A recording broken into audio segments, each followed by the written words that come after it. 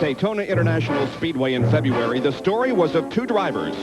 Now, 5 months and 15 races later, it's the same story as we come back to Daytona to continue this tale.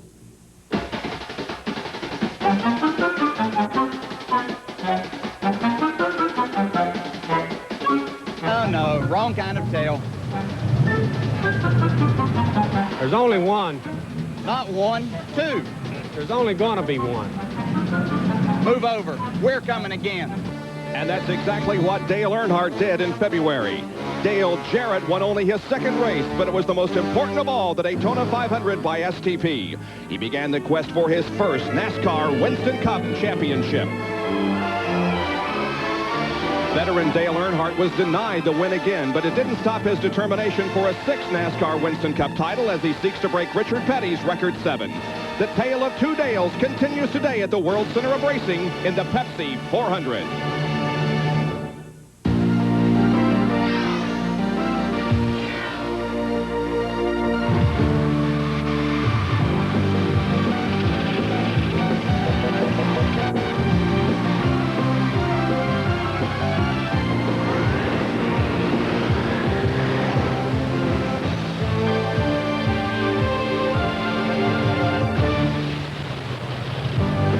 ESPN, the world's leader in motorsports coverage, is live today at Daytona International Speedway for the Pepsi 400 NASCAR Winston Cup race.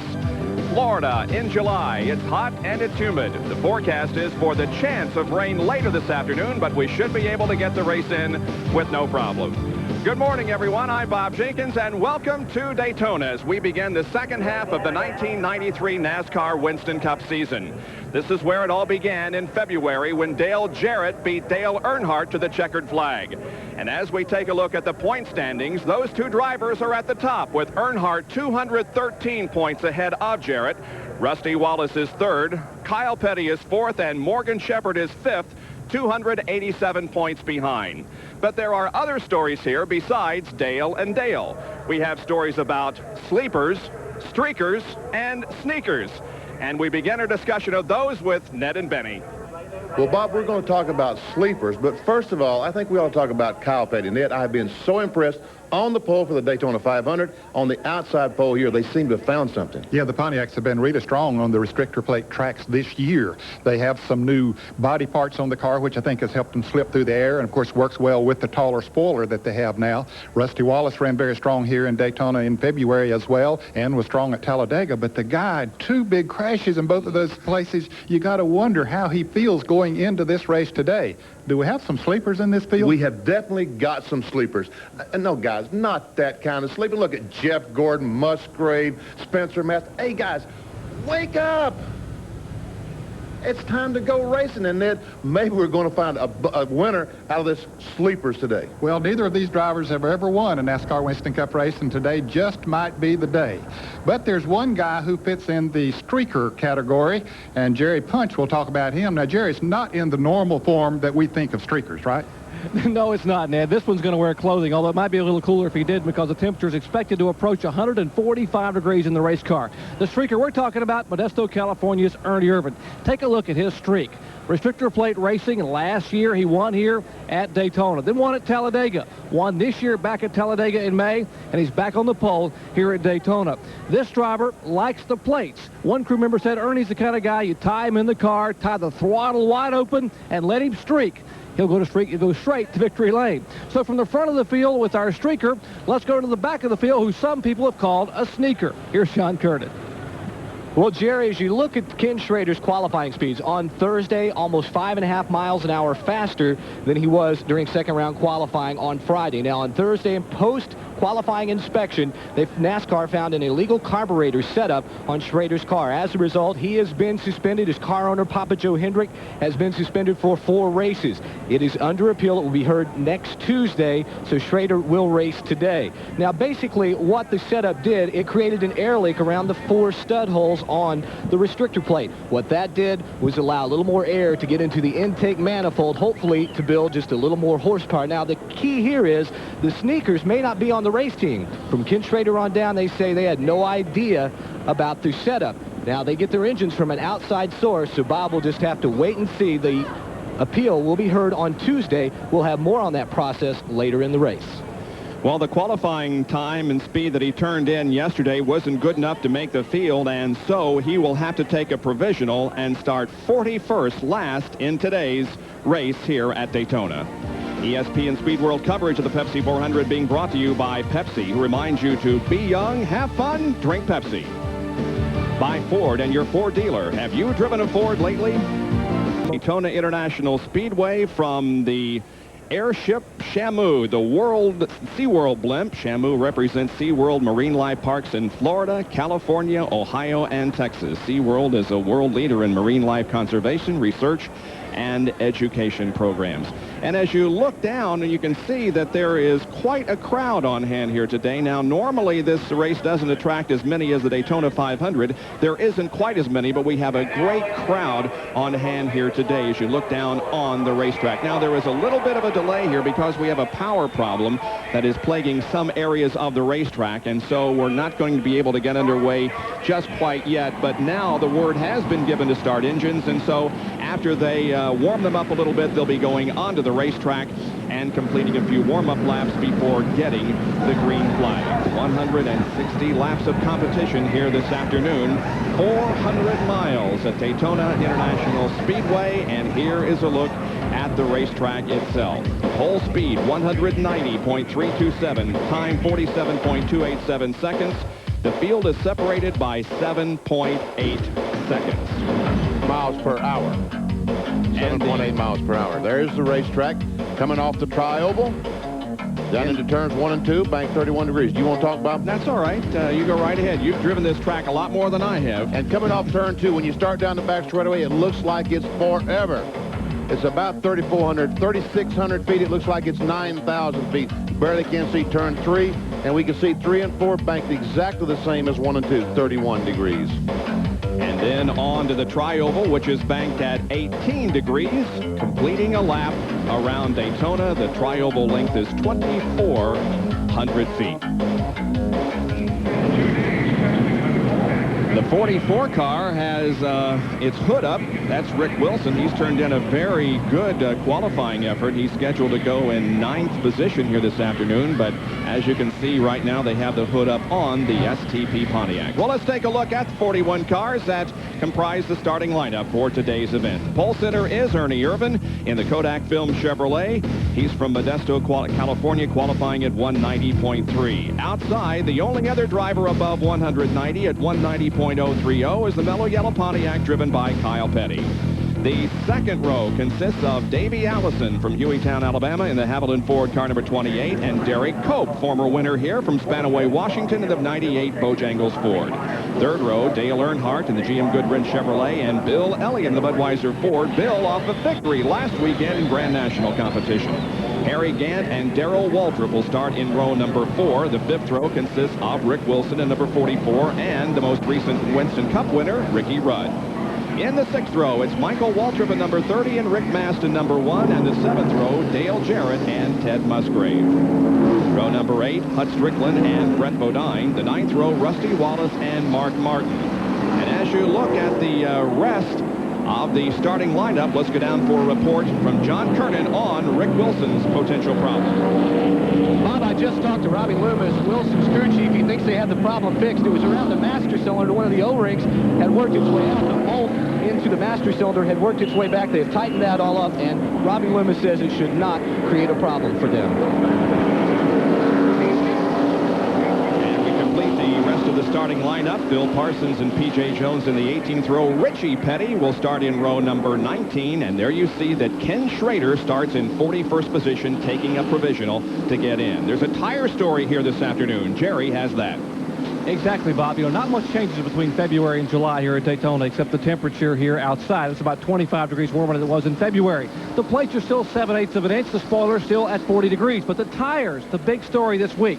Goodyear said the drivers complained last July they had a push. The cars were too tight. they only had 3/8 of an inch stagger across the radials. They came back this July with a different set of radials, a softer left side tire, and now the stagger 1 full inch. Now the drivers are complaining the cars are too loose. They really slip and slide, entering the corner and coming off. And remember, when a car gets behind you and takes rear air off your spoiler, your car's going to get even looser in traffic. So the early laps could really be a problem. Now, a lot of the crews have been fighting that problem all week, trying to adjust the front sway bar, going to a bigger bar, 1.25 to 1.5 inches. The right front springs, huge right front springs in the car, trying to adjust that car to get it to handle. But the early laps could be very exciting because of some very slippery racing conditions because of the heat and that 1-inch stagger causing the cars to be quite loose. Bob? And Jerry, as this race goes on and the racetrack, the heat causes it to get slicker, and those tires heat up that much more, it will cause them to slide around on the racetrack. Now, this could work to Dale Earnhardt's advantage. When they were running the bi-supply tires, he liked a lot of stagger. Of course, you had that luxury with the bi-supply tires. This is the most stagger they have ever had in a radial tire under racing conditions.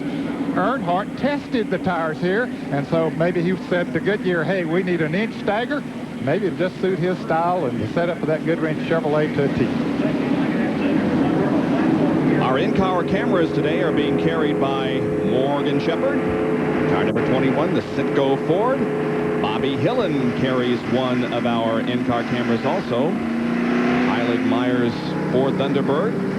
And Jeff Bodine in the Motorcraft Ford will also be carrying one of our cameras. We'll be riding along with those three gentlemen as they negotiate Daytona International Speedway. Bob, to follow up a little bit more on the story that Jerry was talking about and all the changes that they were making on springs and sway bars and all that kind of thing, there were a lot of changes made this morning. After yesterday's practice, they simply did not have the cars, many of them, the way they wanted them. So they made a lot of changes this morning, guessing, as they say. As these cars pulled off pit road today, Ned, to back up exactly what you're saying, they worked on their cars so hard this morning, they were not able to get the steering wheel back in the right position. These steering wheels on the race cars, the drivers are able to slide them off and put them back on. I saw about 8 cars stop on the racetrack. And you wonder, why do they stop? They're getting the steering wheel lined up in the right position so they know where the wheels are straight ahead. But that many cars stopped to get the steering wheel back in position. That means they've all worked on the car this morning, made toe-in adjustments, made all kinds of adjustments, and still trying to get the car adjusted, even as the race starts. And talk about the steering wheel as the car's coming into turn 3 over there. Harry Gant told me last night that they had some telemetry on the car in testing here, and he said it surprised him to look down. He could see the miles per hour that the car was running. He said every time he, even on the straightaway, turned the steering wheel just a little bit, that the speedometer would go down 1 mile an hour. He said, so that learned me that I got to keep that steering wheel as straight as possible. Wow, that's impressive. 1 mile per hour, just barely turning the wheel. Well, the field is all lined up and ready to go. The pace car is pulling off of the racetrack. Soon will. The crowd on its feet. Huge crowd in the hot and humid sunshine here at Daytona. Now the pace car is off the track, and the field is being led down by Ernie Irvin. And we should be getting a start to this 400-mile race. There it is. We're underway.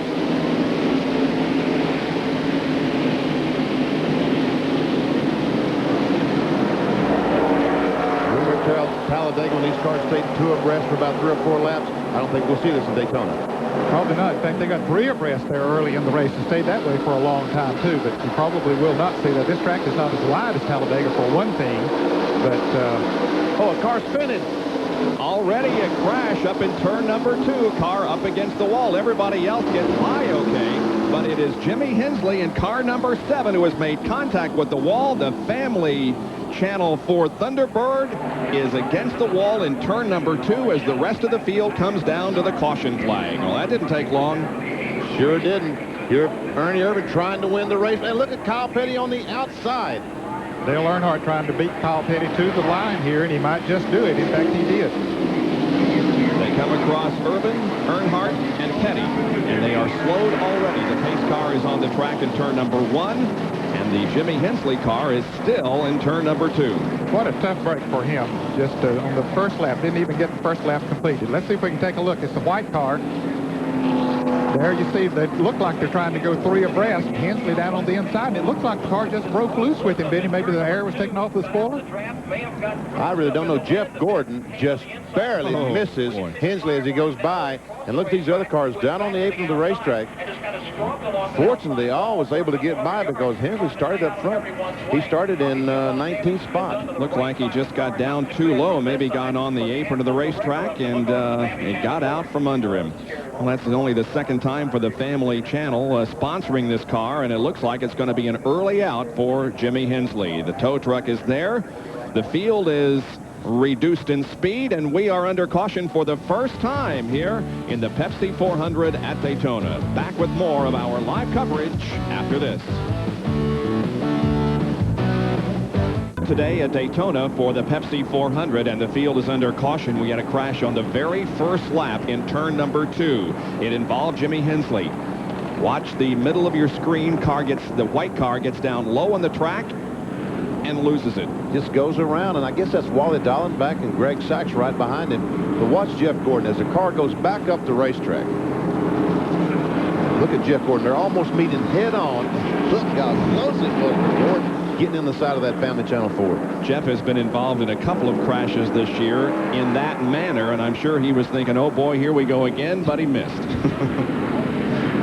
There is the young Rookie of the Year candidate who is leading rookie points at the halfway point of the season. Jerry Punch is down on pit road with Danny Glad as the car comes into the pit area. And Danny's the head engine builder. Danny, did Jimmy Hensley give you any indication as to what might have happened up there? Well, Jerry, he said he thought he might have had a right rear tire cut down. He hadn't said a whole bunch. He said he's okay. He said the car is not that good a shape. We're going to try to fix it, get back in the race. Some of Jeff Bodine's crew said that Jeff said he was sitting right behind him in the car right behind Jimmy. He said the car went down like it had a right rear cut or blowout, and it went around on him. Nothing much he could do. We'll let you go, Danny. Thanks a lot. All right, thanks a lot, Jerry. They're going to hustle back and try to get the Family Channel Ford back out on the racetrack here as we are under caution in the early laps, the Pepsi 400 at Daytona International Speedway. Back with more from Daytona after this.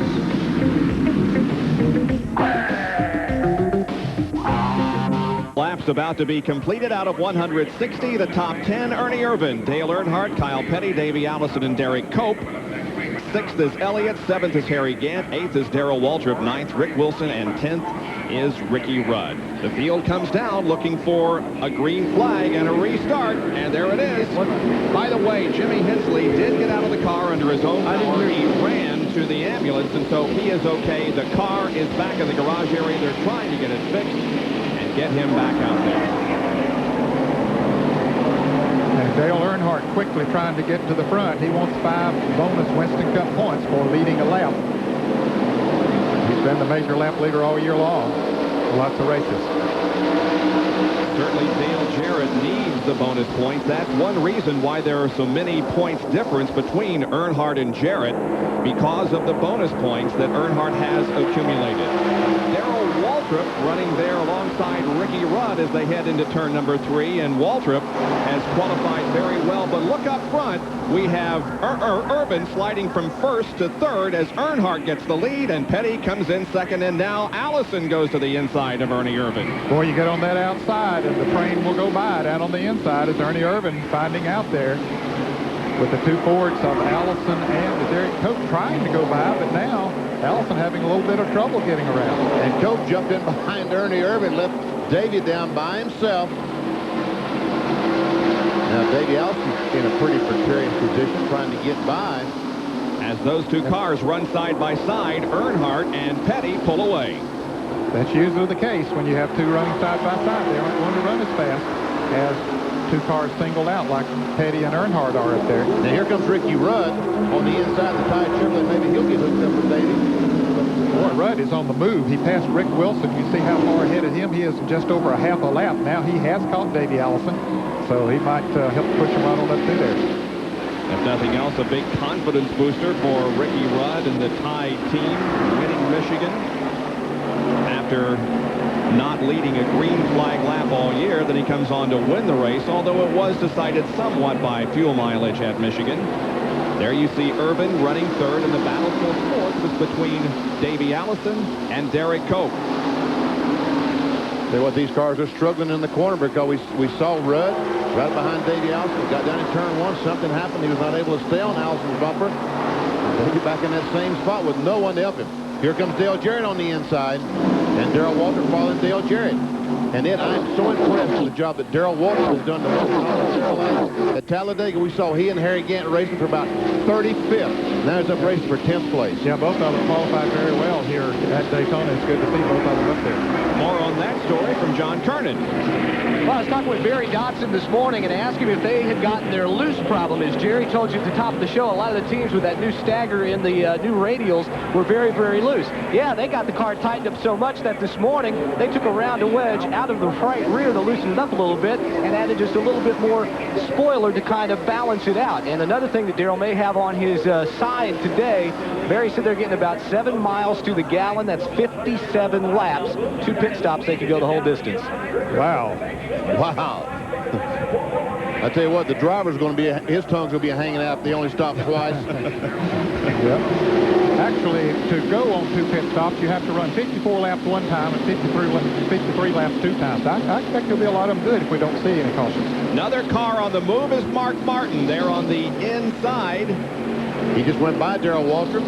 Looks like Michael Waltrip behind Mark. Martin started 18th. There's Ted Musgrave right behind Michael Waltrip. Morgan Shepherd and the Wood Brothers took their forward there. Rick Matthew, another one of our sleepers. And here comes Sterling Marlin. Sterling started pretty far back. He's coming on up through there right now. Sterling started 22nd, so he's moving up into the top 15 there. That's another car that really is a sleeper. A young man who's never won a Winston Cup race, but his car has been very strong. And Kyle Petty passes Earnhardt, takes the lead. Well, we've had 3 leaders so far in the first 9 laps of the race. Petty goes to the front, Earnhardt in second, but now Derek Cope is right there in the Bojangles Ford running in third. Derek Cope is fighting a very ill-handling race car right now, Ned. He's doing this on pure adrenaline, keeping that car up there. And look at Bill Elliott, who is hanging right in there in 4th position. We mentioned that he won the Busch Grand National race at Watkins Glen last weekend, and now Cope takes a look to the inside of Earnhardt, going into 3, but settles back. Besides, that's not the thing to do, not at that particular time, especially if you got a loose race car. You don't want to dive down on the inside of somebody going into the turn. Here comes Earnhardt back on the inside of Kyle Petty. Petty and Cope look like we're a little loose coming out of the corner. Now Earnhardt goes back to the point. Man, did he make that look easy or what, Ned? He sure did. Here's Cope to the inside. Is he going to be able to? Yes, he is. He'll put it into second. And now Petty is out of the draft. And Bill Elliott, Ernie Irvin, and Ricky Rudd come along. And look, there's Jarrett and Allison also. That's restrictor plate racing. When you back off the throttle, you lose that momentum, and you lose 5 or 6 spots. Kyle Petty has done that. Jarrett was trying to get to the inside of Petty. I think it's more of a out of the draft for Petty, don't you? Yes, it is. Yeah, I think he's out of rhythm and out of the draft, too. The car, Kyle normally has to be running the groove that he likes. That car is fast, but it likes to be in the groove that he likes for it to be. If he gets out of that, he will go back, and he won't force it either, which is smart. Harry Gant on the inside of Kyle Petty. We ride inside the Citgo Ford, driven by Morgan Shepherd. That's Rick Wilson to the right. Yep, directly behind Ted Musgrave. Jasper Engine Ford. Up there is Petty to the right. Some good racing going on in that group of cars. And I'll tell you, as we see, there's a lot of cars. There's Darrell Waltrip coming down on the inside, making it 3 abreast. Is he going to go into that turn that way? Nope. There are 3 abreast. Oh, man. Somebody back up. Spencer, get out of there. That's not the place to be. Time to hold your breath. Yeah. Well, they made it off the corner. Look at this as he just runs up right on the back of the 16 car. What a great run he had. Now, he had to back off the throttle. Now Kyle Petty goes back. That was from Bobby Hillam's car, I believe, that you were seeing. Yes. This is back at about 15, 16, 17 on back. Great racing going on there. The front runners, folks, are all in single line up there right now. Yep. The real racing's going on back here. They're being led by Earnhardt as we continue to focus on this battle back in the pack. Ted Musgrave, 55, the Jasper U.S. Air car. He and Morgan Shepherd have teamed up together there trying to chase down that front pack. They had lost the draft of the front runners, but now they're coming back up through there. There you can see they're gaining on it. Gaining on Harry Gant and Michael Waltrip. And look at Mark Martin as he continues on towards the front. Yes, sir. He is running in 8th position, and Benny, he started in 18th position, so he has definitely moved up more than anyone else. Jerry, what's the problem with Kyle Petty? Just spoke with Robin Pemberton here in the pits of Yellow Yellow Pits. He said Kyle's complaining the car's been extremely loose. As we predicted at the beginning of the telecast, Kyle, one of the first to see the car get very loose in the corners. He said, I want to get to the bottom of the racetrack and ride so we can get a pit stop and make an adjustment. Right now, one of our front row starters struggling here in the early laps. Well, he has made it to the low side of the racetrack, but he is still losing positions. Terry Labonte has gone around him. There is the lead draft. Earnhardt, Cope, and Bill Elliott looking to the inside of Cope as they head for turn number 1. Earnhardt leads the Pepsi 400 at Daytona after 14 of 160 laps. Were 12 cars in the lead draft. Now there are only 11 as Davey Allison's car has slowed dramatically. He is coasting down the backstretch, the 1989 winner of this event. Davey Allison's Haviland Ford just seemed to quit running just as he came off of the 4th turn, and because of that, he's going to have to encircle the entire racetrack. Meanwhile, here comes the lead draft now, being led by Earnhardt. Davey's going to go down a lap right there and on the racetrack, and he may not make it back because, as you said, Bob, there he goes. The car cut off as he came off turn 4. He was able to get on pit road. And John Kernan, what's Davey's problem?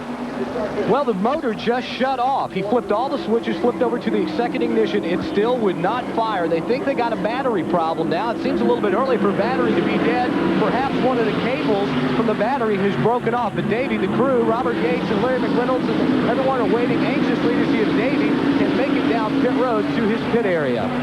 6th in points, but 11th in points when you look only at super speedway competition this year. Certainly not the year that he had in 1992. The car is now off of corner number 4. Looks like he will make it as we look at our first Napa field summary of the day, showing you that Earnhardt is leading Cope, Elliott, Irvin, and Rudd. Earnhardt start moving up the racetrack. Yeah, I think that car is beginning to get a little bit loose, Benny. It's indicative of a car that the chassis get a little off when they move up off the bottom of the speedway. Our pole winner, Ernie Irving, sitting back there in 4th spot. And you can see that Kyle Petty is back to 20th.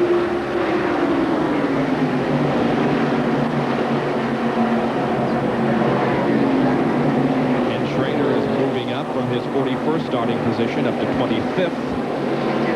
This is Jimmy Horton's birthday. He's running in 32nd position. I'll tell you what, he would never forget this birthday if he could win this race. Well, Davey Allison did make it back to his pits. Took a long time to get back there. Is Derek Cope going for the lead there as we see Allison's car in the pits? And out on the racetrack, Derek Cope is trying to make a bid for the lead, but Earnhardt holds on off turn 4. Came off the 4th turn a little bit low, looked to the inside of Earnhardt, pulled back in line, and will stay there as they come down past the main grandstand and the start-finish line again. John Kernan with an update on Davey Allison's problem. Well, Bob, what they thought at first it might be the battery. It's not the battery. They've checked the distributor. It is not the distributor. So there, Robert Yates and the crew are looking over, thinking over every possibility as they work frantically underneath the hood. They're still not quite sure what the problem is. They have sent back to the truck to get another ignition system that they would have to install in the race car if that turns out to be the problem. But someone has been sent back to the garage area to the truck to bring back another ignition system. In the meantime, he is losing laps, and here is Morgan Shepherd moving up. He really is, Bob. You and I talked about it here this morning before we went on the air that he could be a sleeper in a sense because he really, that Ford normally runs good here. Morgan likes this racetrack, and he has passed Morgan Shepherd, now has passed Ricky Rudd, has moved into 6th position. He is on the move. Well, watch the line that Morgan Shepherd is running. Going right to the top of the racetrack. He and Dale Jarrett have found some racetrack up there they like. The rest of the guys running on the bottom of the speedway, they're up on top, and that might be the groove that a lot of cars are going to end up before this day is over.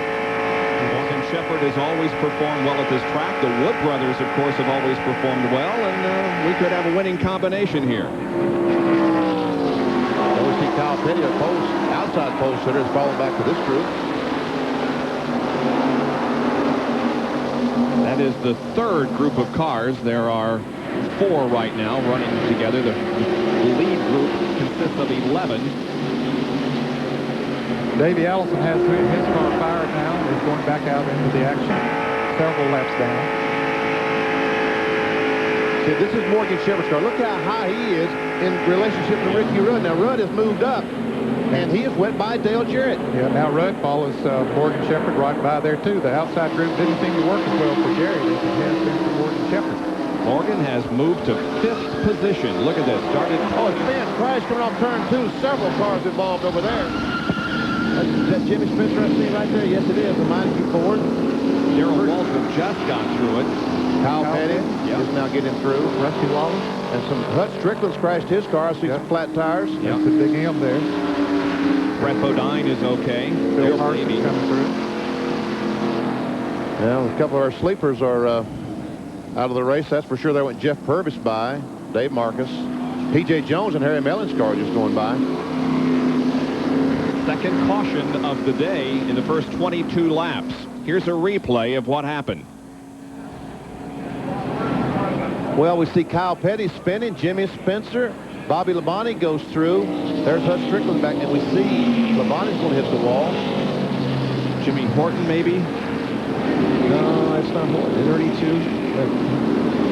Rusty just got by, and so did Darrell Waltrip. And Bill was down on the grass going through there. Well, Jimmy Spencer hit the wall hard. Looks like he has had some serious. I guess he's out of the car. It appears to be, yeah. Because they wouldn't. When the net is down, they wouldn't hook it up to the wrecker if he was in it. Here's Bobby Labonte, the blue Maxwell House car. Bobby almost got through there, but another car hit him as he got through there, and it spun him around. We saw it just going out of the picture there when we were showing the replay. He walked to the ambulance, so he's going to be okay. We talked about these cars being able to run all this distance. I wonder if we're going to see any pit stops this time. I'll bet we'll see pit stops. Here's from inside Jeff Bodine's car, and here are 2 cars involved in the crash. I tell you what, we'll just listen.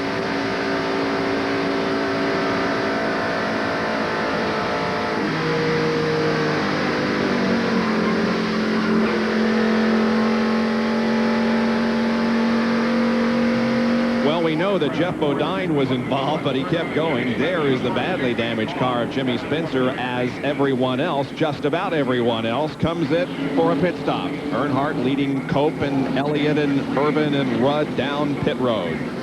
Derek Cope is in. Here's John Kernan. Bob, we thought we'd see 4 tire changes. Bob Johnson just told me they're just going to go with right sides only. Derek just complained that the car's been tied off the turn, so they will take a little ride out. Derek is away. Let's go down the road. Earnhardt, Smith, Jerry Punch. And down here, they're going to have 4 tires, 4 fresh tires for Earnhardt. And likewise, 4 car on the bottom of your screen, 3 on the top. Left side is already on Earnhardt's car. Earnhardt is down and away. Now Irvin is off the jack, and he is away as those 2 lead cars. In fact, almost contact between Ernie Irvin and Morgan Shepherd. They nearly come together exiting pit road. Tell you what, the Wood brothers had a great pit stop. Got Morgan Shepherd back out right in front of Ernie Irvin. They sure did. Had a great pit stop. We'll see if we can... Here's Morgan coming down pit road, and Ernie pulls out and almost in the side of Morgan Shepherd's car. Good evasive move there by Morgan. He saw what was coming, and he whipped out onto the grass a little bit. So a flurry of activity here after our second crash of the day involving Jimmy Spencer and others. Back with more live coverage in a moment. Car of Hut Strickland, one of those involved in the crash we had up in turn number 2. Here is a replay from the perspective of Jeff Bodine. Looks like the Jimmy Spencer and Meineke Ford is going to lose control going in turn 1, go up the hill trying to catch the back end.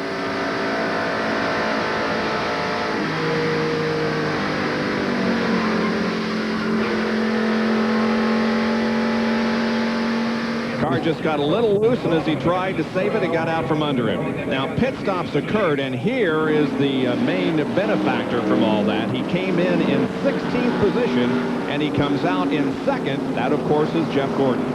They had to just put on 2 tires or no tires at all.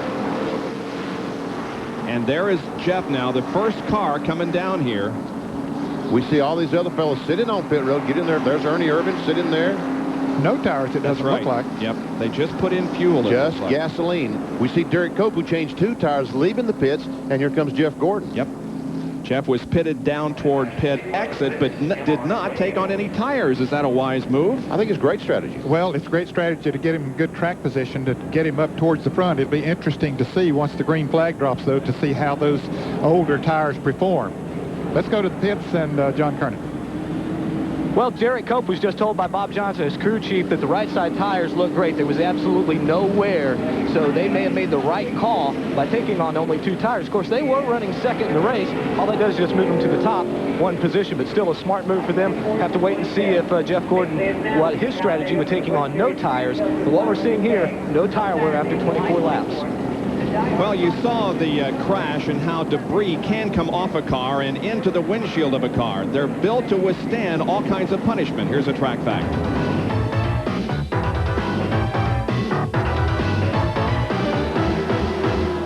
Track facts are brought to you by Quaker State. The Big Q is one tough motor oil. One of the more subtle rule changes from 1993 allows the retirement of the glass windshield if crews so choose. The problems with the glass windshields were numerous. Under the stress of high speeds, the windshield could actually crack on a super speedway. Or on a long afternoon at those constant laps at almost 200 miles an hour, it could be pitted or sandblasted, causing an obstruction of the driver's vision. But the biggest concern with the glass windshield was its ability to be punctured by a foreign body. We'll show you here as Jimmy Makar, Dale Jarrett's crew chief, will explain what happens to a glass windshield when debris comes at it at almost 200 miles an hour. Jimmy? Just think about if you were sitting behind that windshield in the driver's seat and saw something come at you. Obviously, you wouldn't feel very safe, although teams have been able to put Lexan behind it. Well, in 1993, no longer do you have to worry about glass. NASCAR has legalized the use of Lexan. We know it as MR5000 or bulletproof glass. But the big advantage to the Lexan windshields is that they're puncture-proof, as Jimmy Makar will demonstrate. That's the barrier of safety the drivers would like to have, that nothing can get through, even at 200 miles per hour. And one added benefit, this windshield will last an entire season on a short track car, and maybe up to 3 races on a super speedway car, as opposed to the old glass ones being thrown away after every race. They may cost more to buy initially, but they're cost efficient for the season. As we conclude the track fact, the green flag flies and we're back to competition. That is Derek Cope leading the way with Jeff Gordon running in second spot, then Dale Earnhardt. And Derek Cope, the last time he led a race was the Daytona 500, and here goes Jeff Gordon for the lead. Young man who ran so well in the Daytona 500 in February tries to get the advantage off the second corner, cannot, and Earnhardt says, if you can't, I'm going to try it. He goes way low on the track. It's almost in the grass, and he is going to get the lead. Morgan Shepherd tried to follow Earnhardt, did not have quite enough muscle. Earnhardt back in the lead. I think we're seeing those fresh tires at work there, fellas.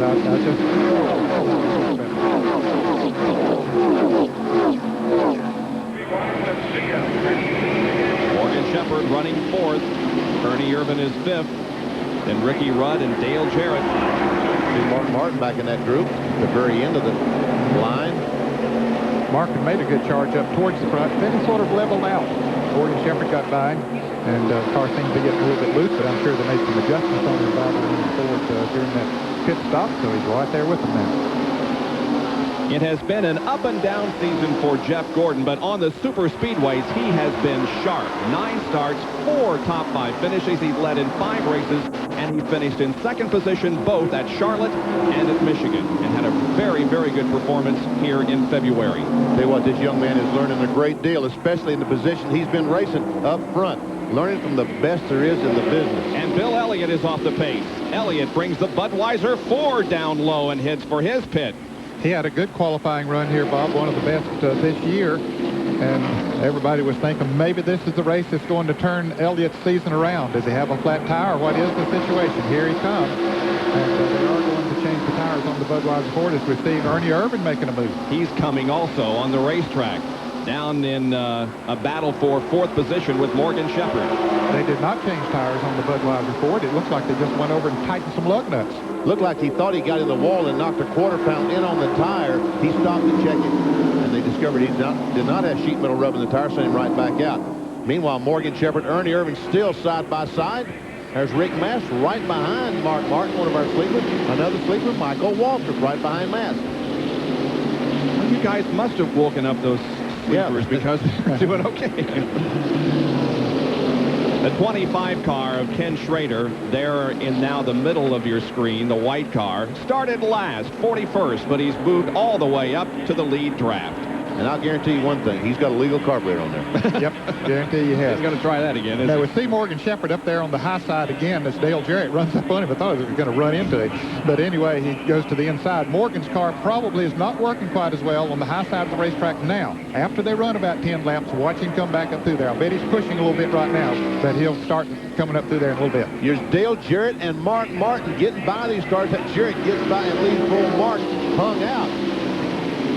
John Kernan is with Jimmy Spencer, who was involved in a crash a few laps ago. Bob, Jimmy, his accident at the infield care center. Jimmy, you're okay. What happened out there? Well, first of all, Benny called me a sleeper, and I guess I was the first sleeper out or whatever. No, but no, just you know, there's a lot of cars out there pretty loose. You know, Goodyear changed the tires here, and nobody's really ever gotten the handle on it. I know we were one of the cars, and we were racing pretty hard there, and just got together with some other cars and lost it. So just a racing situation. Look at it next week, I guess. Jimmy Spencer, it looks like their car is finished for the day. Very disappointed. That young man thought he was going to have a good run today. The 11 car slowing down. So whatever they thought they had wrong, maybe this is a 15 car. This is Jeff Bodine. Jeff Bodine is slowing. He's down on the apron of the racetrack. Motorcraft Ford is limping toward the pits. What in the world? We see the Look, damage. got some damage there. Yeah, that's when he hit Spencer, and then we're spinning. But they made all those repairs on that caution flag, so evidently the engine is not running on this car. Let's see if he's going to the pits or garage. Yep, he's making the hard left into the garage area. That's too bad. Jeff was up there in the 8th position in the Winston Cup point standings. That means if the engine has blown on that car, he realizes there's nothing that the pit crew can do, so he's going to take it to the garage area. The winner at Sears Point is out of the race, it appears. Meanwhile, it's still Earnhardt leading Derry Cope, Ernie Irvin, and Jeff Gordon. Dale Jarrett. And Jerry Punch is with Bud Moore. And Bud, your car just headed to the garage area. What's the problem? Well, we don't know. You know, he was involved in that wreck with Spencer and a couple of more of them, so we don't know what exactly happened. They're going to check it right now. We must have an oil line paint or something other than caused in the wreck, so we go find out. I don't really know. And Bud Moore will head back to the garage area to check on Jeff Bodine and try to get him back out to try to garner some of those valuable Winston Cup points, guys. Now we have two abreast racing coming off of turn 4 again as Rudd is to the inside of Shepherd, and Schrader was for a moment there inside of Mark Martin. Now, Mark can get his car to handle on the top of the racetrack, and he and Morgan Shepherd can hook up. They could go to the front. Well, both of them seems to be strong, but just haven't been able to put the right combination to move up there. The 5 front cars have moved away a little bit from that group as they race side by side, but Morgan Shepherd will be catching them back when we come back. It is a 5-car lead draft here after 33 laps of the Pepsi 400 at Daytona. They're all being led by Dale Earnhardt. ESPN Speed World live coverage of the Pepsi 400 from Daytona International Speedway. Dale Earnhardt leads Derry Cope and Ernie Irvin as they begin to lap some of the slower cars. That 4 car is Bill Elliott. Bill Elliott, and by the way, Kyle Petty has already been lapped. Here's Jerry with a report on Dale Earnhardt. Then they're talking to Andy Petrie, Richard Childress, who are watching Dale Earnhardt very closely. He said you might see Dale begin to move up the racetrack a little bit, trying to look for that groove where he can save his tires the best. Earnhardt now doesn't have much choice but to move up because the car number 98 is beneath him. That is Derry Cope and the close angle Ford as they head for turn 1. But what Earnhardt wants to do, the higher you get on the racetrack, the tighter the car gets, you don't slide as much so you can save your tire. That's why Earnhardt tries to move up a little bit in turns 1 and 2, but right now he's got his hands full.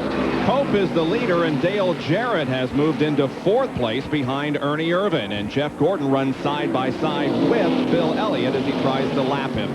Ned, don't you know the rest of the pit crews are really watching that 24 car? The fact he did not change tires, seeing how that car reacts, might be something they'll do later on in the race. That's exactly right. He has stayed up there better than I thought he would. Now, Derek Cope only changed 2 tires, and he's leading the race. That surprises me also. So Bob Johnson made a good call there.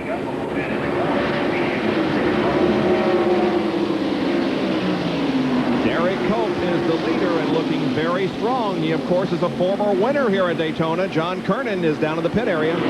Well, I just talked to Bob Johnson, guys, the crew chief, and he says that the car, believe it or not, with those left side tires that are worn down and they only changed 2 tires again, the car, instead of getting loose, it seems to be getting tighter. So they'll have to make another chassis adjustment. Remember, they tried to loosen it up that first pit stop, so their next pit stop, they'll once again try to loosen that car up. I mean, I can't believe it's running so well with it. It's tight, and Derek complaining about it pushing as he comes off the turns.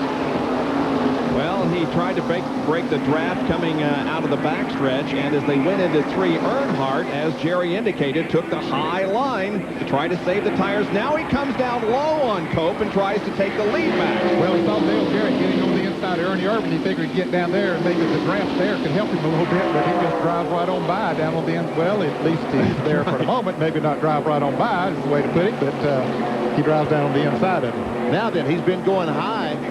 They said it was conserved tires, but was it ill handling up there? Now, Steve Jarrett can get both of them going down the backstretch here. He has a lot of momentum going. Earnhardt moved down to block him. And that's exactly why Earnhardt moved down, so that Dale Jarrett would not make the trip. Well, look what we have up front. Dale and Dale. A tale of 2 days, right? That's right. Just like in February and just like we told you at the beginning of the broadcast. And I'm almost afraid to mention it, but there's the streaker, Irvin, down on the bottom. Where's the sneaker in all this? I don't think he's far behind. There he is. There he is. He's between Mark Martin and Ricky Rudd now. Well, we label him as the sneaker, but we're not certainly accusing anybody of anything. That appeal will be heard on Tuesday in Daytona Beach, so we will cast no aspersions. Jerry? Actually, there's a 21-member panel called the National Stock Car Racing Commission, made up of track promoters, former NASCAR, and even some former USAC officials. 3 members of that 21-member panel will be appointed to hear that appeal on Tuesday. Now, they can decide. They can totally do away with the penalty. They can overturn it. They can even triple the penalty if they wanted to. If the decision there isn't to the satisfaction of Ken Schrader and Mr. Hendrick, then they can appeal it to the national commissioner, who is Simon E. Bucky Knudsen, who has the final say-so. Remember, this commission has worked before. Years ago during the Winston, when Earnhardt and Jeff Bodine were both fined and suspended, they came down here and people said, no. The commission said, no, we don't do that to the race. We're going to develop what's called the penalty box and do it during the race. And then, remember a couple of years ago also, Junior Johnson at Charlotte with the big engine, and Tommy Ellis was the driver. The commission met, said Tommy Ellis shouldn't be punished. He was just a substitute driver. They did punish Junior Johnson, but they reduced the penalty from 12 weeks to 4 races. That commission will meet on Tuesday and decide the fate and the future of the car number 25 and Kenny Schrader. Well, Schrader is up there battling for 6th position with Ricky Rudd. Ooh, Derek Cope almost got the wall as he exited turn 4. Now you wonder if those tires, the fact that he didn't take on left side tires, are beginning to affect the handling of the car. Started 41st, currently is 7th. He has been as high as 6th and started scratch on the field. And now he's up on the high side of Jeff Gordon, trying to take away another position. There's all 3 of Rick Hendrick's cars side by side, so Jeff Gordon and Schrader better drive carefully because they could wipe out the fleet. Now, Ricky Rudd has already announced he will not be back with the Hendrick team next year. He'll form his own. Terry Labonte will be driving for Rick Hendrick next year. Right, driving the Kellogg's Cornflakes car right now. Currently will be driving the Rick Hendrick car. Now, it will not be the Tide car next year because Tide is going with Ricky Rudd. So the sponsor has yet to be named on Hendrick's 3rd team. And Ricky Rudd driving a Chevrolet now. Says he'll be racing Fords in the future. So We understand that Jeff Bodine, whose car dropped out a few laps ago, is being fitted for the number 7 car, Jimmy Hensley, who was eliminated in a crash. And Bodine may be driving that car before too long. They're getting the seat adjusted for Bodine right now. So he's trying to find out what his ride in 94 is going to feel like here in 93. Yeah, that's right. I guess everyone realizes that Jeff Bodine is the person has bought the. And there, Joe Schrader. Is that Ernie Irvin he's going by? Sure is. Our poll said, Wow. whoa, look at this. He's alongside Derek Cope. He got a run off that turn and just motored by 2 of them. This is an impressive performance, isn't it? Started 41st, absolute last. Wasn't even fast enough to get into the race on second day qualifying. Now running 4th. Yep. It looks like those tires, the fact that Cope and Gordon did not change 4 tires, is starting to show. I believe it is now, Benny. Yeah, they stayed up there for a long time and still are up there running good. The track position is very important, but they're slipping and sliding a little bit now. Here comes Dale Jarrett on the inside of Earnhardt. Well, no, couldn't quite make it that time. Earnhardt's back in, got just a little bit loose. But Dale needs to lead a lap, Dale Jarrett that is, because he's, as you mentioned earlier, he is way behind the bonus points this year. I would imagine that's what someone reminded him on the radio, is why he decided he would try to lead a lap. They tried to break away from that pack back there, but they just can't do it. In fact, now the pack's catching up to them. There's Gordon Shepherd and Ken Schrader coming up on them. Well, the whale's eye view is from Airship Shamu, SeaWorld's blimp, painted black and white like America's favorite killer whale that you can see at SeaWorld. We're at Daytona International Speedway for the Pepsi 400 NASCAR Winston Cup race. 45 laps completed. Back in a moment. The Pepsi 400 underway here at Daytona with 48 laps completed. ESPN Sunday Night Baseball tomorrow night at 8 o'clock features the San Diego Padres against the Philadelphia Phillies, the Western Division against the Eastern, and you'll see it all live, exclusive coverage here on ESPN, 8 o'clock tomorrow night, 5 o'clock Pacific time. Dale Earnhardt is leading this race. He's led 37 of the first 48. And he's broken away just a little bit, Bob. There you see him coming up on some lap traffic. Dale Jarrett just not able to hang on to him up there real close. That's Richie Petty, Richard's nephew, that's on the inside, that white car. Making his Daytona debut. Now, he did run in a Winston Cup race at Talladega back in May. See, Earnhardt's got himself a high line now. Yeah, and Jerry Punch mentioned that a little bit earlier, that seems to help his tire situation. Kenny Wallace, the Dirt Devil Pontiac, watches Earnhardt go flying by and says, man, I wish I could do that. Especially today.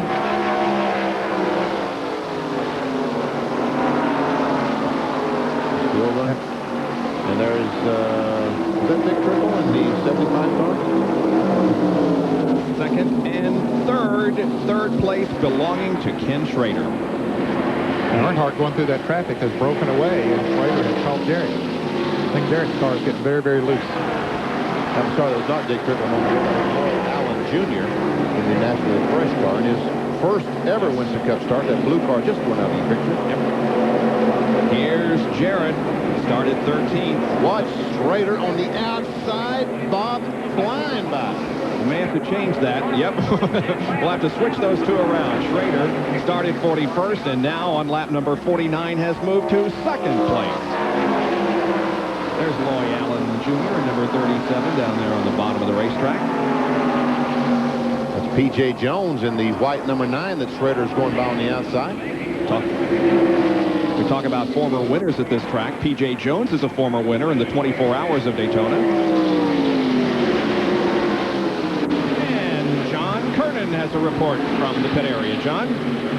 Well, Ned, you were talking about maybe the guys who only changed 2 tires, we were seeing them fall back. Well, guess who changed only right side tires? Ken Schrader. Doesn't seem to have affected him. Right side tires only last pit stop. Car running really well. Ken Howe, his crew chief, said that Kenny radioed in several laps ago and said, hey, the rest of these guys are all crazy out here. He says, I'm trying to be careful. So I said, well, maybe Kenny saw this stuff happening. He wanted to get away from it, so he really punched the hammer. Ken said, well, I don't know, but at any rate, right now, we are having a lot of fun. Well, they're turning in a very, very good run here in the first 51 laps of this race, all the way up to second. Tell you what, it's an amazing thing to me that Earnhardt's able to pull away from these guys by himself, and these other fellas could hook up and catch Earnhardt, but right now, they're just struggling to get around the racetrack. Yeah, I don't think they can do it, Benny. I just don't think their cars are handling that well that they can hook up together and run down a leader. Schrader in the last 5 Winston Cup races has gained 6 positions from 13th to 7th in the points. There we see Schrader's Chevrolet. And there's Mark Martin. Now, he was up in the hunt just not too long ago. He has fallen back to 13th spot. Look at this. The last 4 races led 22 laps at Charlotte, finished 28th. Really, that bottom one there, Michigan, that's the one you have to look at. Led 140 laps and finished in 6th position as the car just couldn't go the distance on the fuel. Jerry is in his pit. And they're watching Mark Martin as he comes by. Steve Mills, Jack Roush, and the crew. So yes, Steve, what's wrong with the car? Oh, we fixed the car. I was thinking the track was going to be slick and get us real loose. And amazingly enough, the track's got real tight. So we took some spoiler off for a while ago and didn't touch the wedge. We're going to pit in about 20 laps, take a little bite out of it, and think we'll be okay. But we're just too tight, thinking we were going to end up too loose. And that's the story on Mark Martin. The car just too tight. Hard to believe on a hot afternoon here in Daytona. Yes, it is, with the sun beating down, but nevertheless, that's what Mark Martin reports. And everything, it's such guesswork, trying to figure out what the car's going to do, and everything keeps changing. The tires, they change. As Jerry Punch reported, we see Martin started 18th, he's now 9th, he has been as high as 6th. But as Jerry Punch reported, the tires, they've never been here on this tire, this much stagger. Who knows what the racetrack's going to be like? The racetrack does change with temperature changes. Earnhardt now beginning to weave his way through some slower traffic, coming off the second corner and down the backstretch. Now that's Dick Trickle on the inside, that blue car. Phil Parsons directly in front of Earnhardt. Dave Marcus just behind him there, that's going to lap down. Here's Phil in number 41. He is 25th and going a lap down. Chip Williams with NASCAR PR just handed me a note that says no provisional starter has ever won a NASCAR Winston Cup race. Good statistic. Yeah. Schrader is second and certainly looking like a possibility at least to do that. There's Bobby Hill, and he's had a good run as we look at him on a Saturday late, well, it is early afternoon drive now here at Daytona. He's currently 12th in the Heilig Myers Furniture Ford, Jimmy Donlev's car. You see that brace on the side of his head? That's to help support his head when the car goes in the corner. Directly behind Rick Wilson, the STP Pontiac. Let's see if he backs off one in the corner. Just listen. Yep, back off a little bit to get in the corner. And right back on the gas. And another car is dropping off the pace. Wally Dallenbach, car number 16, has slowed going down the backstretch. Well, there he is, down on the inside of the racetrack. The Keystone Deerfield, and David Ellison goes by the outside. So Dallenbach, some sort of a problem here. Shouldn't be out of gas. Wally has turned in some very impressive performances on super speedways and was running at one time in the lead wrap, but now the car is slow down the backstretch. Jerry, what's wrong with him? You found out? Conversation between Dallenbach and the crew goes something like, I think we've got a rod broken in the engine. He's going to try to get it back here, but it doesn't look good for the Keystone Beer efforts. He's between turns 3 and 4. Let's see if he can make it around. If not, we're going to have our 4th caution of the day. I don't think he's going to make it. I do not believe he's going to coast back. Oops, he's getting awfully slow there. And to further add to what I was talking about by provisional starter ever winning a race, the furthest anyone has ever won a NASCAR race was 38th, Darrell Waltrip in the Pepsi 400 1988. Yep. Jerry, what do you know now? Well, they confirmed the fact they think they've broken a rod in the Keystone Beer Ford Thunderbird. If the car makes it back, there will be no caution. If it doesn't make it back, a lot of these guys on pit road would love to see the yellow flag, including the car number 6 of Mark Martin. I'm not sure. He is still rolling, and he is just about to come off the 4th corner. And nope, here's the yellow. The caution is out. So that erases the lead that Dale Earnhardt had built up. But really, he got out there, but it had stabilized. He hadn't continued to pull away from Schrader.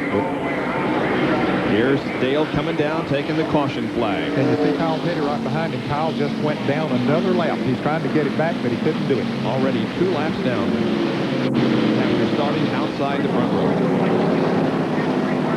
Big surprise. Thought he would really be a factor in this race, Kyle Petty. I think NASCAR was wise in throwing the caution flag because Dallenbach is still sitting up coming off turn 4. He still isn't back to pit road. Now I bet you Derek Cope's going to change 4 tires, and Jeff Gordon and Ken Schrader. Yep. Of course, I don't know the way Schrader's running. He just might not change any tires. That's right. Very strong.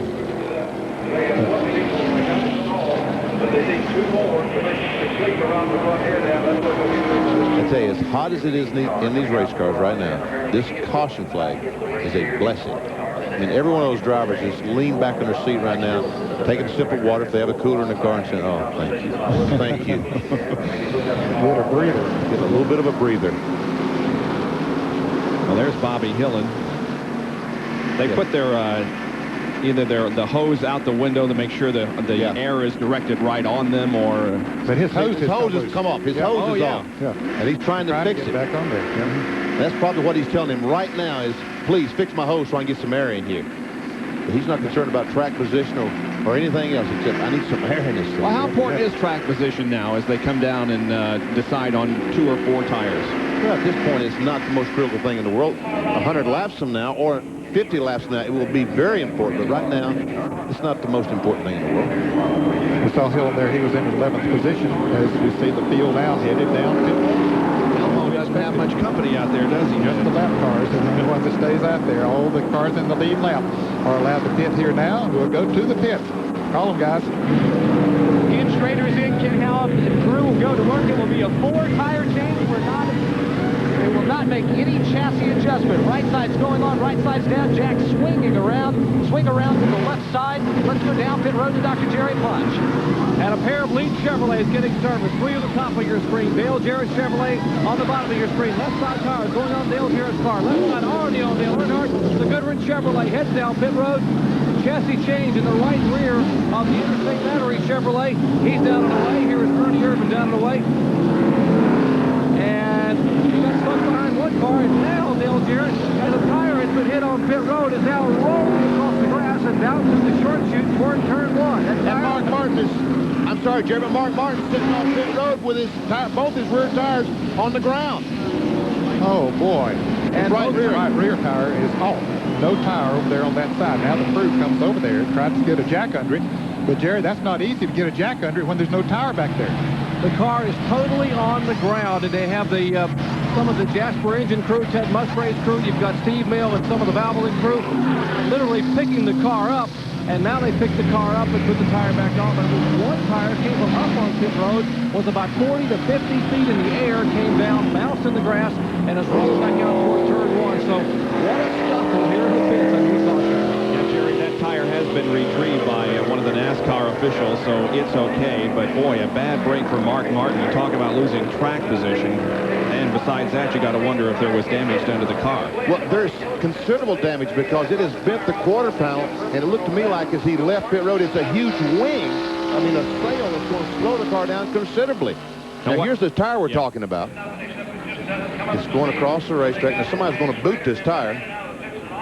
Ooh, it's Michael Waltrip, wasn't it? Or is that Cope? I guess it's Derek Cope. Oh, yeah, there's Waltrip. There's Mark Martin. He's pulled out, but his right rear fell off, so there he sits. Evidently, the lug wrench broke on the right rear, and is not able to tighten the lug nuts at all. Well, look who is leading. Jeff Gordon. Now, did he just take left side tires this time, or what did he do?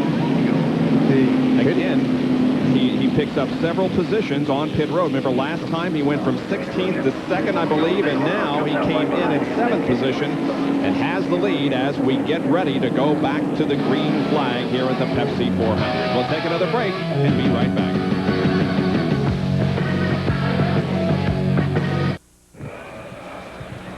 Elmo Langley in the Pontiac pace car has the field in tow here at the Pepsi 400 at Daytona. The caution is out, but we will go back green in one more lap, and Jeff Gordon will be the leader. Derek Coe comes in for a second stop. We will check on that and report. We're going to take another break before the green flag comes out so we can bring you as much racing action as possible. Stay with us.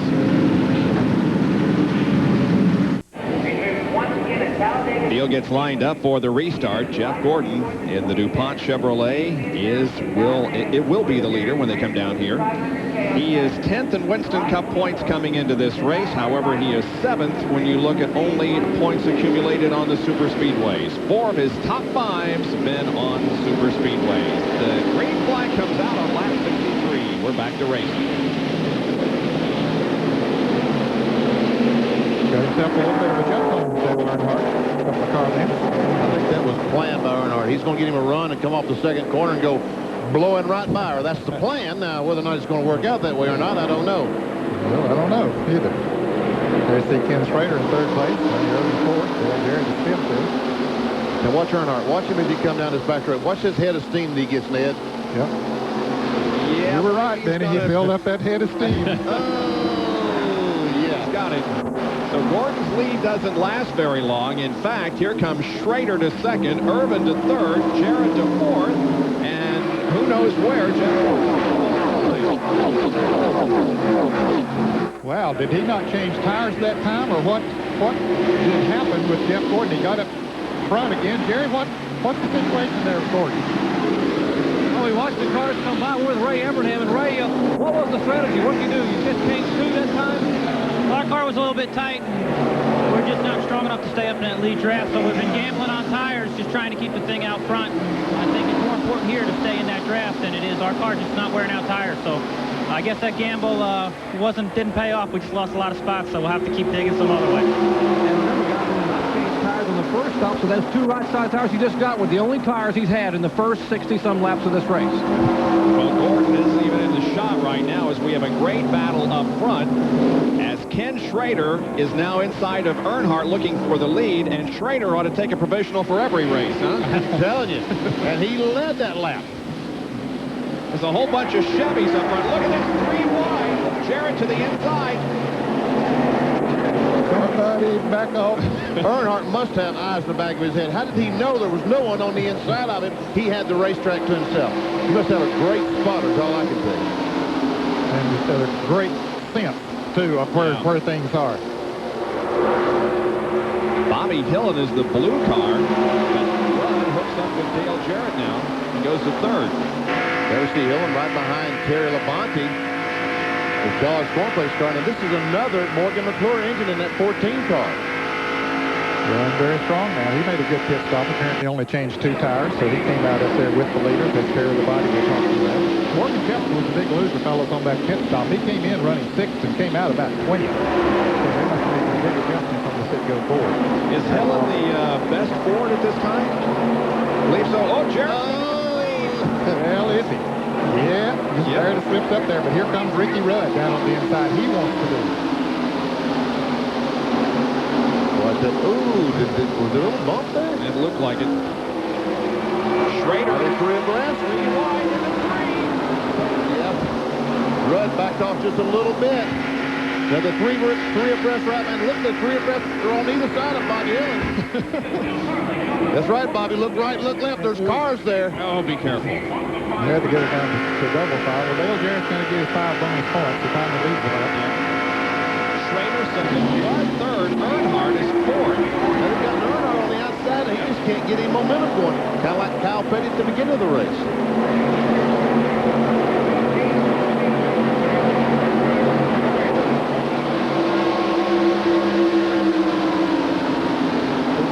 So far, the Goodrich Chevrolet is the strongest car here today, but They keep him back there. Doesn't make much difference. Sterling Marlin right there also in car number 8.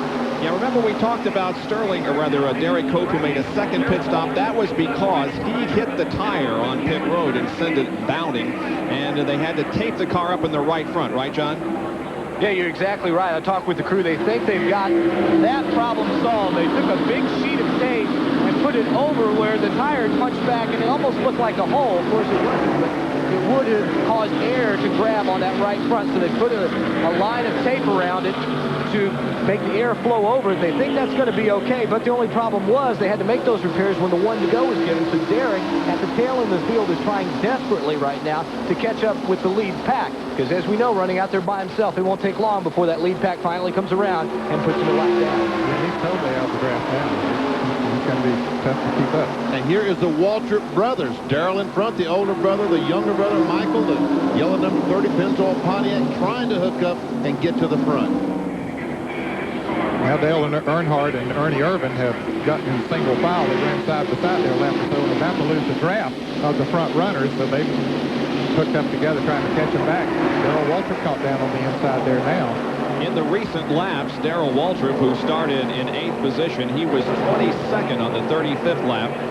He was back as far as 32nd at one time, but now is right up there, and Schrader takes the lead and goes from last to first. And Earnhardt is trying to get by Rudd, and there's a little bump back there. Well, they bumped the other time. They were in the reverse position. This time they bump again. Rudd was on the inside the other time. Earnhardt on the inside this time.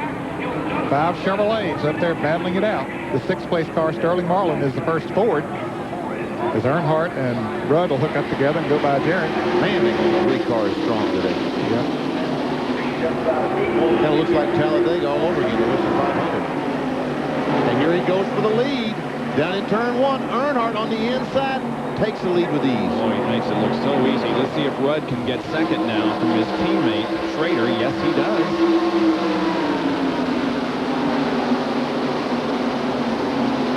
Walker was still hung on the inside. Yeah. We've got a lot of cars in this lead draft now. They've been separated in most of the other restarts, but this time, I guess adjustments on a lot of the cars and more of them. Well, there is Jeff Gordon, who dropped back to about 12th position, I believe, after leading at the green flag. You see Mark Martin right behind the Greg Sachs car, the Templeton car, so he's able to keep the Valvoline Ford at least in contention. Let's also mention Rick Wilson, who's turning in a good run in the Richard Petty STP Pontiac. Guys, I mentioned Morgan Shepherd has dropped back to about 20th. Look at him. He's coming back up through there again now. His car is strong. And he's not in that group right there, but he's right there past Dale Jarrett on the outside. So Morgan came back up from 20th position in a hurry to the top 10. Dale Jarrett, Ned's on the inside, can't do a thing down there. Yep, they just going by on the outside as they ride with Morgan Shepherd there. And as John Kernan talks about him, John. You're talking about what a big loser he was on pit road. They made a major chassis adjustment to loosen that car up, 3 rounds of wedge out, but apparently they made the right adjustment because, as you said, it hasn't taken him that long to work his way back up toward the front.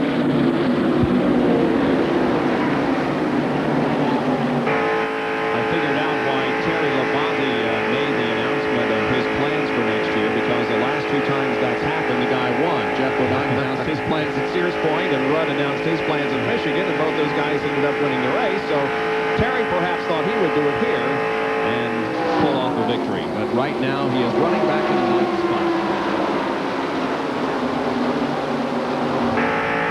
Look at Morgan still trying to use that high line. That will work in about 15, 20 laps, and these tires get hot and the cars start really slipping and sliding. Exactly. They made a chassis adjustment on a lot of these cars. We noted when Dale Jarrett made his pit stop that they made an adjustment on it. I wonder if it was the right way, because he jumped to the lead, but he's certainly going backwards now. By the way, the 7 car, the family channel Ford, is out on the racetrack, and Jeff Bodine is the driver of it. Jimmy Hensley, who crashed the car earlier, is taken the day off, and he's turned the driving chores over to Jeff Bodine. Morgan Shepherd trying to pass Terry Labonte up high in turn number 3. We'll be back with more action from Daytona in a moment.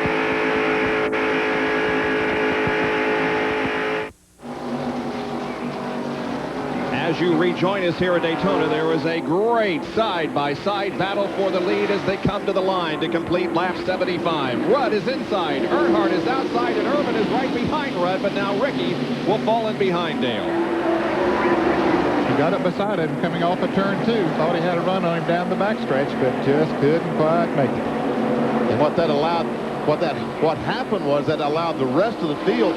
Sterling Marlin has fallen back in 5th spot to 15-20 car lengths behind, but you can see right now he's closed up right on the back bumper of Kenny Schrader. So that's what happened when those two guys ran side by side. It allowed this group of cars to catch up. Just like Morgan Shepard by Michael Walker. And it looks like the inside groove is working right now, Benny, better than some of them had used that high groove. Morgan Shepard had been one of those. But look at DW down there. He is coming up on the inside. Here's Rudd trying to go on the inside again to try to take the lead as they come to the stripe. And I believe Rudd will lead this lap. Yep, he did by about 4 feet. Yep. But Darrell Waltrip has found new life down on the inside as well. And has moved up through the pack some. Right now, Rudd just... Ernie had to back off the gas to keep him running the back of Rudd, and we can see what happens when you back off. The momentum you lose, and around him they go. Yeah, he's lucky he didn't get hit in spun. Well, he loses 5 positions there in a matter of feet. And all he did was back off because Rudd got the corner, had to get off the gas, caused Ernie to get off the gas, and man, they lose some spots. Look at Michael Waltrip. He's doing pretty good.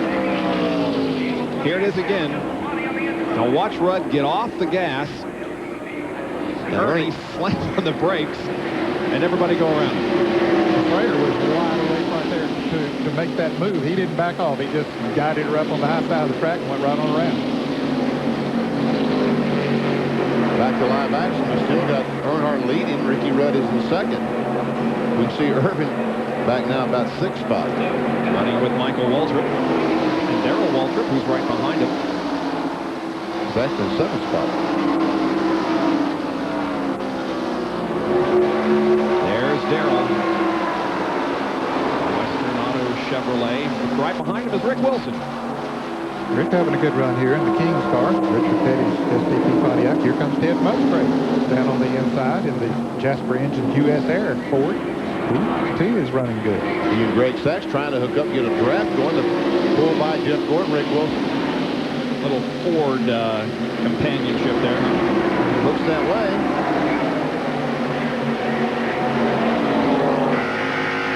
Darrell Walker pulled down right in front of Musgrave, so that ought to help Ted as he tries to get to these.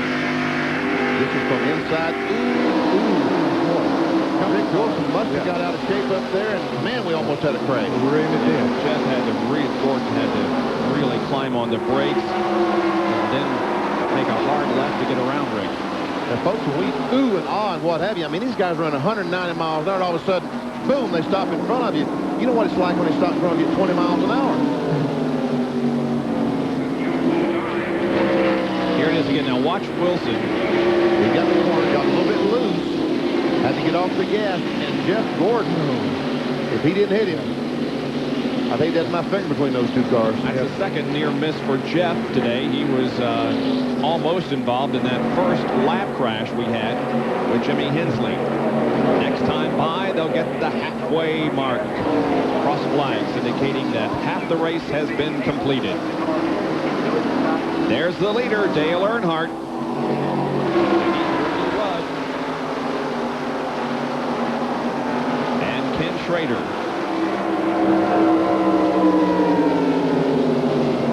This is the 12th of 15 races that he has led this year. He is 10th in Super Speedway points.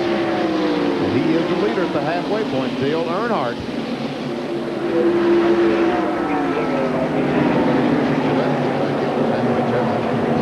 Pay $10,000 for that. And remember, they used to pay a halfway bonus for the driver leading the point standings at that time. They don't do that anymore. Here's Terry Labonte, Ernie Irvin, and Darrell Walters. We go pit side again, and Jerry Punch. Well, you got Kellogg's, Kodak, and Western Auto, all 3 Chevrolets, and all 3 have something else in common. All 3 of them have Runt Pitman engines in. That is Ernie Irvin's engine builder, who sold 3 other engines for this race, when you include Jeff Purvis. But all 3 of those cars, Terry Labonte, Ernie Irvin, and Darrell Waltrip, have Sheldon Rutt Pittman motors. Awfully strong motors and awfully even engines here at Daytona. Yes, indeed. Ted Musgrave, however, looks to the inside of Waltrip and passes him right at the start-finish line. So Ted Musgrave moves up a position. So we are just past the halfway mark of the Pepsi 400. It's been mostly Dale Earnhardt in the first half. Back with more live action after this.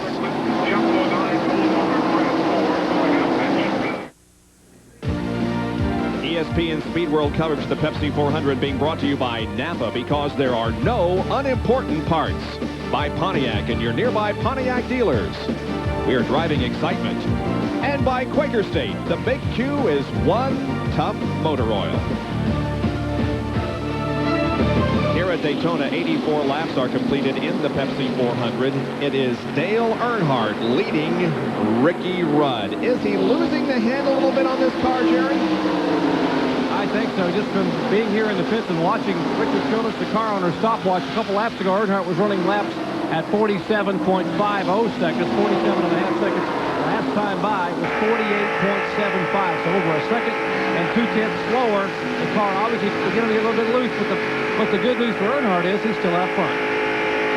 But now we're beginning to see a Ford challenge. It has been pretty much Chevrolets all afternoon, but now the first 2 are Chevys. They've just been sort of grinding away, Bob, and Shepard has made the biggest move since the last pit stop. As we mentioned earlier, he came out of the pits in about 20th position after making a major chassis game adjustment on the car, but it seems to be working for him. He's back up on the high groove again. Here he comes. Off turn 2 with a pretty good run. Just couldn't make the pass then, but he's strong. Sterling Marlin. He was definitely one of our sleepers, but he was asleep yesterday, so we couldn't find him for the shot. 5 cars behind the leader have never won here at Daytona. Ooh, Morgan's going by on the outside. Oh, get together. Oh, man. You think Sterling didn't think back about the Daytona 500? No kidding. Wondering where Kyle Petty was. Oh, no, that was Phillips. Sterling's back in the 500, got off the ground, and the whole car closed. Yeah, it came flying through the air right here in the tri-oval. He came back down on 4 tires. He finished about 8th in the race. Yeah, finished in 8th position. Here's the Western Auto race summary. Earnhardt led 65 of the first 85 laps. 23 cars on the lead lap. 9 leaders, 17 lead changes. 3 cautions for 11 laps. The average speed, 152.33 miles an hour. Those that have led a lap and picked up 5 bonus points: Earnhardt, Cope, Irvin, Jarrett, Gordon, Schrader, Kyle Petty, Dave Marcus, and Ricky Rudd. Out of the race, most of them because of accidents, although Dallenbach and Means and Bodine all experienced some mechanical problems. But there's a couple of other drivers, Bob, that you saw pretty far down in the rundown. Bill Elliott had an unscheduled pit stop for apparently got into the wall a little bit and they thought the tire was rubbing, and he went a lap down there pretty early. Kyle Petty has gone a couple of laps down. They simply, the handle just went away on the Mellow Yellow Pontiac. And he was in that first crash over that big crash coming off turn 2. Yep. Davey Allison's car just quit. He's riding along on the racetrack, and the car just quit. He coasted in, spent a couple of laps. He's back on the track. Dale Earnhardt continuing to add to his total. He is the leader among active drivers in laps led at Daytona. 861 and 31 career starts. Here is Waltrip, Labonte, and Musgrave still running very close together. All of a sudden, Labonte must, his chassis must be working pretty well, because Waltrip and Musgrave was quite a distance ahead of him, and I see he's sandwiched between them now. So Kenny Wallace goes another lap down as Earnhardt and Schrader pass by on the high side of the racetrack. And there's Derek Cope getting the lap. Remember, he's the guy who hit the tire on pit road, made that late pit stop on the caution flag. He suffered for it. Now he's a lap down. He didn't have the benefit of drafting the other cars when he got back out on the track. Yep. The Ray Bestis car up on top, also lapping Derek Cope. And of course, driven by Sterling Marlin. And Loy Allen goes another lap down to number 37. Dr. Jerry Punch has some information on Marlin's run. I don't know if you believe in momentum or not in racing. I believe it happens in a lot of sports, and I've got to believe it happens here. Remember Pocono? Sterling Marlin, Billy, and Mickey Stavola told me, we're coming. We're going to come today. I see you guys are starting back in 32nd spot. They came on and finished a strong 8th. Went to Michigan, started back in 12th spot, had a good run all day, finished 8th. They started 22nd today, and before the race, they came and told me the same thing. Hey, guys, we're going to come, and we're going to come in a hurry. I got to believe these guys from now on. They're pretty true to their word. Yeah, they sure are. They're up in 3rd position now, just past the halfway point. Just saw Richard Petty going down, heading for pit road.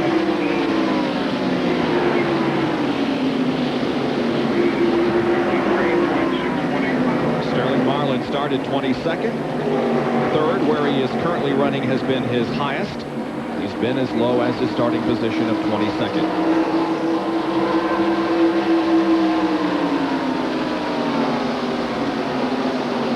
Here's Schrader right on the back of Earnhardt. And Marlin, we see the red dots on the front of Marlin's car. That's tape on the front of that car. So I thought they were fog lights, Benny. We have some fog this morning. He's going to need it if we tried to run the race. But look how the groove has moved to the top of the racetrack now. Yeah. As fellows start fighting this loose condition, they're all on top of the racetrack now. It is not as sunny as it was when the race began. The clouds are beginning to move in. They do in the early to mid part of the afternoon this time of year here in Florida, and it rains a lot in the late afternoon, but rain is not imminent right now. This is from Morgan Shepherd, Sitco Ford, looking back on Ricky Rudd's Tide Chevrolet, the winner of last race at Michigan.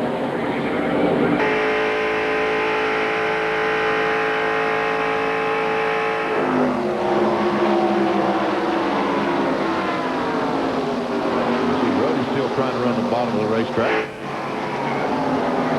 Morgan's still trying to run the top of the racetrack. Both of them seem to be succeeding about evenly.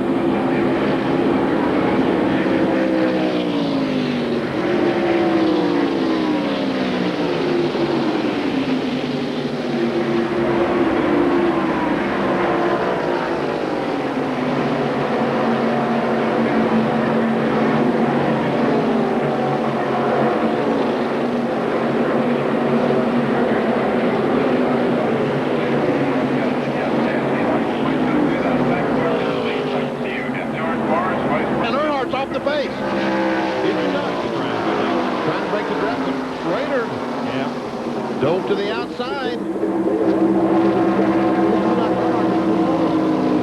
to break the grass. Didn't expect Schrader to be going on the outside like that. But he did, and Schrader is going to lead this lap, I believe. Yep. Earnhardt comes back on the inside.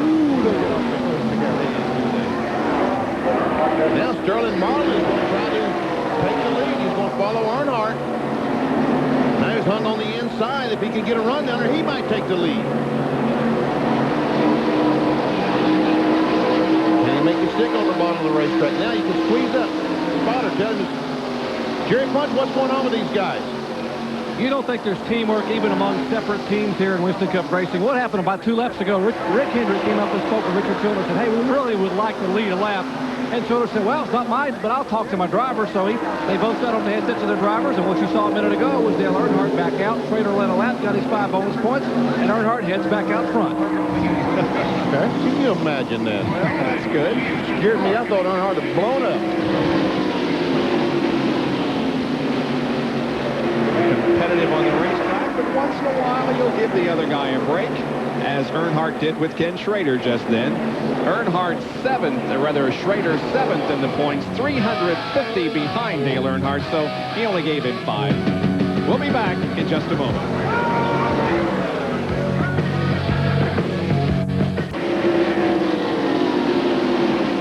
Well, here's the view from high above Daytona International Speedway from the airship Shamu.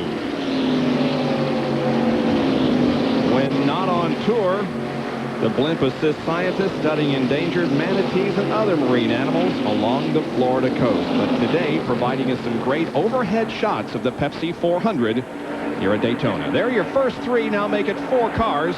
Earnhardt, Ken Schrader, Sterling Marlin running a very solid 3rd, and then Ricky Rudd.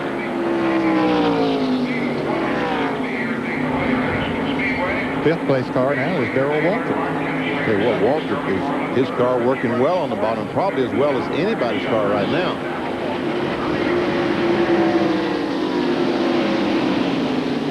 The loser of the last few laps has been Morgan Shepherd. His car seemed to be going away just a little bit. Well, yeah, several cars passed him, but now Dale Jarrett was one of them, and now Dale just came up, or Morgan just came up and passed Dale back, so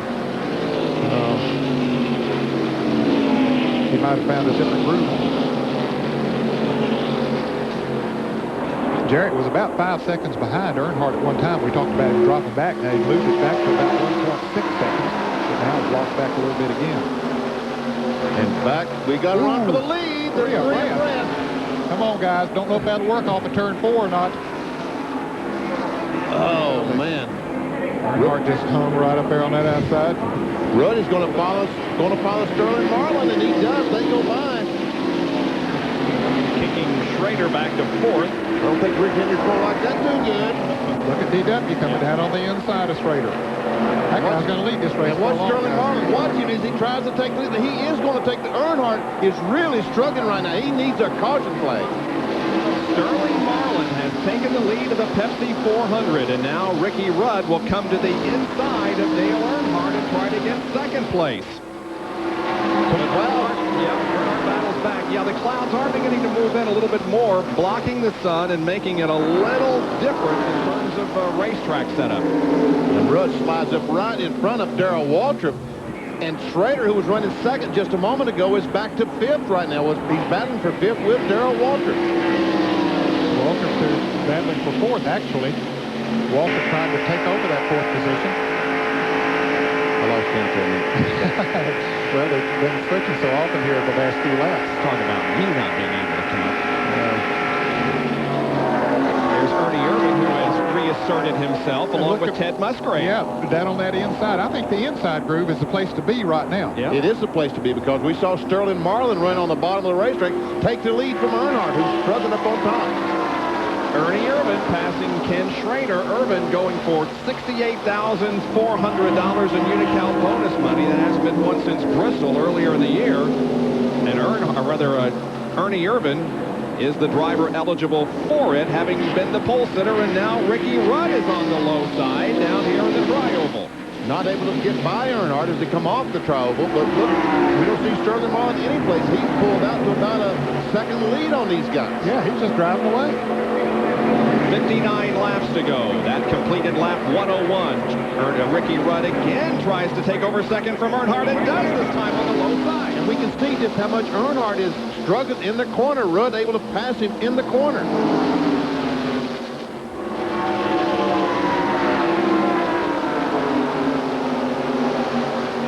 Here is Morgan Shepherd up on the top side while Musgrave and Jarrett are below, but now here is Ernie Irvin moving around Dale Earnhardt. They're slipping and sliding all over the place. A lot of passing going on. Actually, Shepherd, Jarrett, and Musgrave went into turn 3 abreast. Jarrett was in the middle. He decided that wasn't smart, so he backed out of it. Now he's going to try to take Musgrave back on the outside, but Musgrave has really been going good on the low side here in turns 1 and 2. Larry Rice on Saturday Night Thunder would say, slip and slide, dip and dive. They're all over the place. Irvin trying to make a move on Earnhardt down on the inside. Light field summary for you.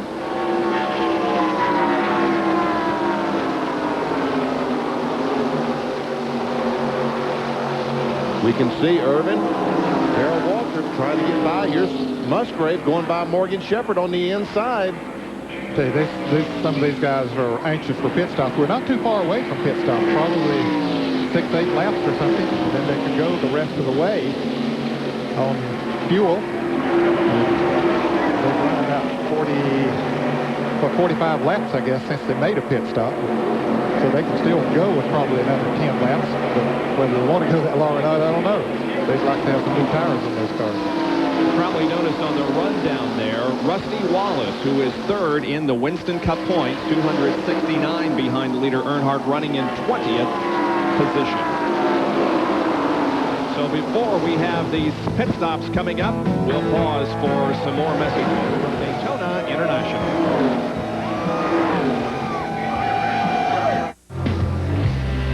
Boy, it's tough to come down here in July, isn't it? To the world's most famous beach, Daytona Beach, Florida. We have had some excellent weather. The nights have been cool. The days have been warm, but not exceedingly warm. And today we have just about that kind of condition. It's humid. It is pleasantly warm, but not too bad. And a great race on the track as Sterling Marlin leads, but now Rudd is within a couple of car lengths. Pleasantly warm. Jenkins, you're sitting up here in air conditioning. You're sitting at pleasantly warm. These guys are down there dying at 150 degrees. That's their problem. There's the interval leaderboard. You see only about a half a second separates first and second, and a little over 2 seconds separates the top 5. So it's very, very competitive. Jerry, how's the temperature down there on pit road? Pleasantly warm, Bob. I tell you, it's a pleasant 112 degrees here in the pits. It's got to be about 145 to 150 in the race cars. The ambient temperature is about 95. The humidity is about 97. But here off the asphalt, it's about 112 at latest calculation in the pits. And that's pleasantly doggone hot. But seriously, there isn't bright sunshine beating down on you as we have had the last couple of days. There is somewhat of a cloud cover most of the time, isn't there? Right, the last few minutes the clouds have moved over, and it's actually helped some of the cars on the racetrack with their handling situation. Other guys realizing that the sun's going to come back out. There's only scattered clouds today. As the clouds move back away, the sun comes back out. You see some of the cars making a move, like Ted Musgrave right here in the Jasper Engines cars. He makes a move. Most of the leaders, though, are only about 3 laps away from pit stops. What is that, 5th or 6th, I believe? Musgrave moves around Ken Schrader, doing a fine job, and John Kernan has more. Jerry talked about heat down here on pit road. Yeah, it's really hot down here, but it has cooled off momentarily with the cloud cover. However, yesterday in Darrell Waltrip's car, a Sharpie, one of those little fine point magic markers that you see the driver's side autographs with, fell out of Darrell's pocket, sat on the floorboard. When he came back in from just about 5 laps of practice, the Sharpie had melted. That's just how hot it gets there. Melted the plastic case. I'll be darned. Good story. And of course, those are also what John Kernan uses for signing autographs. And our first round of pit stops, our first cars on pit road, Terry Labonte, the Kellogg's Cornflakes car, going down pit road. So evidently he wants to get his chassis adjusted, new tires, because he can go the rest of the way. We see Kyle Petty. What's his deal now? Well, he's just coming awfully slow there. What's the problem with Kyle, Jerry? Well, Kyle apparently is sick in the race car. They knocked some of the panels out from that incident earlier on pit road, so he has come down pit road and is asking for a relief driver. They were trying to find someone to put in the car. The heat and probably the carbon monoxide have gotten to Kyle Petty. He came very, very slowly down pit road. As yet, they have not found anyone to go in the mellow yellow car as he has gotten his terms in the way, but we are waiting for the leader to make an entry, and here he comes down pit road. Now here comes Marlin, Rudd, Irvin, Earnhardt, Musgrave, Schrader, and Jared John. Sterling Marlin just pulls into his pit. It will be a 2-tire change. Ken Wilson said they didn't expect to make any chassis adjustments. The car had been running really well. Right side's going on. Second can of gasoline, waiting. First one going in. They're having a little bit of a problem getting the and Sterling is down and away. A 2-tire change. And Earnhardt's changing 4 times. Meanwhile, Rudd is back on the racetrack. It's Ricky Rudd, Sterling Marlin, Ken Schrader. And the next car, Ernie Irvin, followed by Dale Earnhardt. Now we got a tire right in the middle of the track. Earnhardt just barely misses. This may bring out the caution flag. Would you go out and get that tire, Bob? No. I don't think so either. This could bring out the caution flag. So Darrell Waltrip, people like that. Well, no, Darrell's coming down Here pit road comes right Darrell now. now. He and Morgan Shepherd. It's Mark in the Martin, grass. Bobby Hillin. Yeah, I know it's in the track. It's in the grass, about 50 feet where these cars running 200 miles an hour. Rusty Wallace was just in for what should be his last pit stop. Darrell Waltrip getting service on his car. Jerry, you there? And they have changed right side tires. Now Barry Dodson and the crew come running on the left side of the Darrell Waltrip car, the former Daytona 500 winner. Puts the car back in gear. Left side lug nut going on. They have cleaned the windshield, and he is down.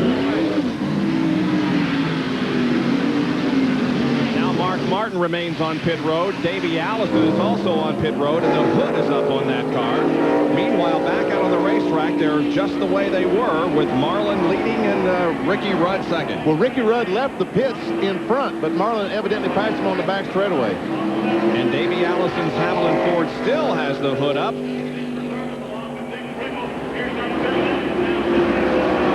And And a good pit stop by Dale Earnhardt. Did he take 4, Jerry? Yes, he took 4 tires, Bob, but actually he had no choice to take 4 tires. The left side of the car has a tire mark from the driver's door, all the way up to the left front fender. In fact, the left front tire had white paint all the way around it. The tire was scraped. The wheel even was scraped. So apparently, Dale got together with someone. They just couldn't take a chance. They had to change all 4.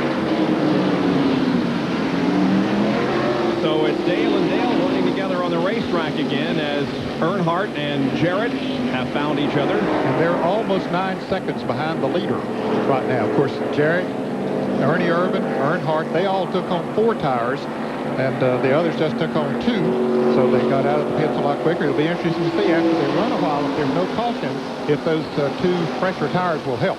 Some guy is going out. No, come on, man. Get away from that tire down there. Meanwhile, as we watch the action on the racetrack, we will tell you that it is a power steering problem on Davey Allison's car that they're working on. Some guy, look, he is getting that tire. NASCAR official, isn't it? Yep. And so it's safely back behind the pit wall. 113 laps completed in the Pepsi 400 at Daytona.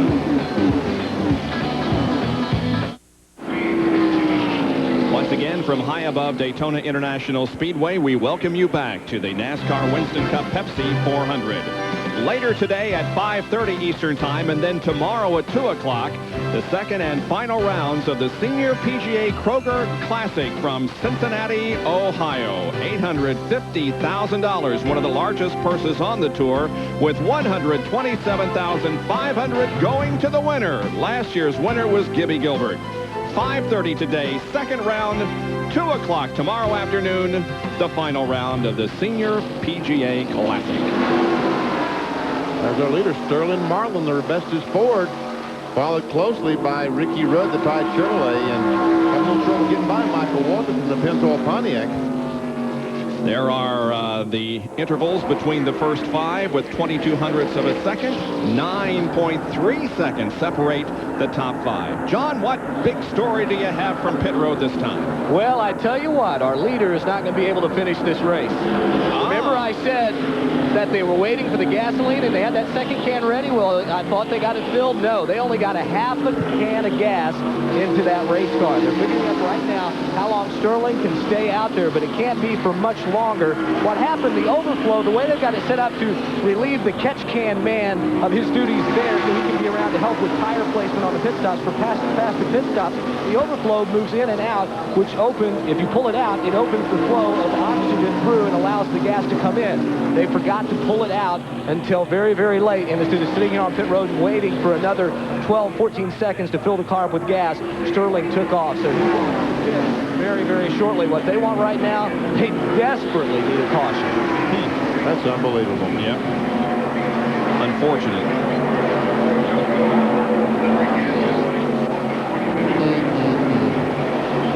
That's hard to believe. Here's another Autolite field summary for you.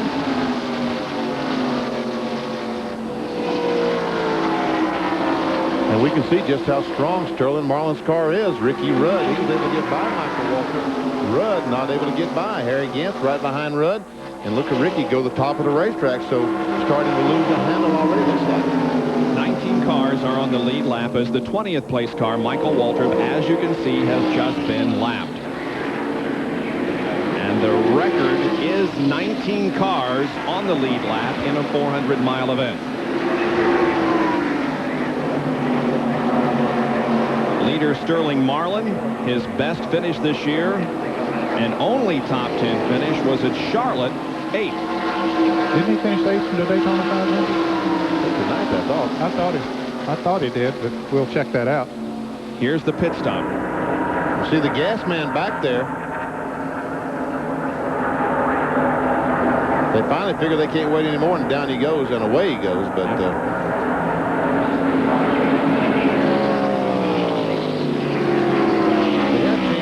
system on these cars, as John Kernan pointed out, that the vent, you've got to pull it out so that it will relieve the air pressure inside the fuel cell, and someone just forgot simply to pull it out.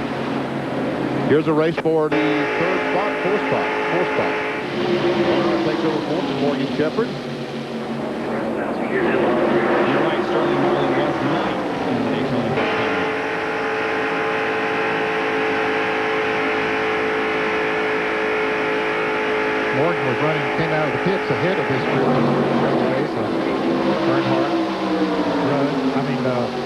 Irvin and Jarrett, but now they've run him down, and Ted Musgrave right in that groove there as well. And Kyle Petty back in 33rd position. Jerry, an update. Well, Kyle Petty actually has pulled the car behind the wall. Kyle is lying on its back behind pit wall here. They have some emergency medical technician attending to him and a doctor here. Kyle has been overcome with carbon monoxide as well as the heat in the car. Remember, we talked about some of the panels being knocked out of the car. The car actually is okay to race. Robin Pembert and the crew running around trying to find someone to put in the car as one car is slowing in the back straightaway. So Kyle Petty is lying here on the ground, overcome with carbon monoxide, and a tough break for him. Remember, they're fourth in the Winston Cup point standing. They're trying to, nothing they can do right now. Their driver is just barely awake, but he's getting better moment by moment. And it's his cousin, right, Richie, that's slow on the backstretch. Look at that 55 car, Ted Musgrave. He had the same problem as Charlotte and the yellow flag is out.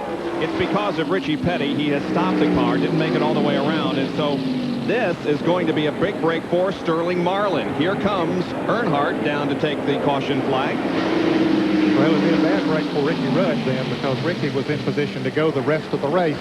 Yep. And now everybody's going to catch up to him. Ricky Rudd and Ken Schrader could battle it out, and we see Richie Petty's car has stopped on the grass. Fourth caution of the afternoon. It comes on the 122nd lap.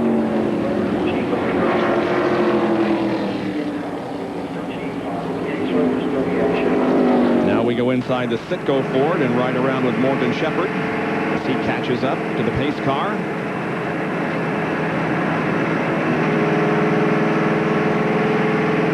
Now then, how many of the leaders, they can go the rest of the way? Earnhardt, Rudd, Schrader. Are they going to stop Ned? I think they will. You think so, huh? I think they'll come in and put on 4 fresh tires. Okay, I'm glad I asked you, because that way I don't have to sound so stupid. Okay. Benny, what do you think? I don't have a clue what they're going to do. I just passed an opinion. We'll see, though. I think you're right. I think they will stop, because fresh tires right now, we can see it's critical. And that will really give an advantage to Marlin, because if he's the only one that stops, then he would be back about 15th or so. Yep. Now, there's 19 cars on the lead lap, so if he were the only one, he would go back to 19th. Field is... We know he's going to stop. Yeah, right. We guarantee he's going to stop. And I bet you the first thing you do is pull the gas bin out. Don't you guess? I would think they need to get it. Oh, they won't take quite a full tank from here on. Speed limit on pit road, by the way, is 65 miles an hour. Here comes Marlin and Rudd and the others. Now, you're right, Ned. The whole crowd is, every one of them's coming down pit road. Michael Waltrip, Harry Gant, and Jeff Bodine, who's in the Jimmy Hensley car, to stay out there. Here's John. Sterling Marlin pulls in. They will have the catch can, man. He's now playing with that vent on that. He finally gets out. The gas is going in. They will take on only left side. Remember, last pit stop, they took only right side. The gas is flowing in. First can in. Second can. They're waiting as Sterling pits on pit road. Waiting. Brett Bodine is heading to pit road. Other cars. Let's go down to Jerry Punch. A great pit stop here for the Tide Chevrolet crew as they are changing left side tires. Left side tires for Ricky Rudd cruising is down and away. Good pit stop for Ricky Rudd, the most recent winner in Winston Cup racing. Dale Jarrett also completes his service, but it was... They had bad pit stop. They had some kind of problem with the right side. They had a long time getting around to the left side, so he lost a lot of positions in that stop. 26-second pit stop or so. So our pole sitter, Ernie Irvin, wins the race off pit road. He was the first car out. 122 laps completed out of 160 in the Pepsi 400. We'll be back in just a moment.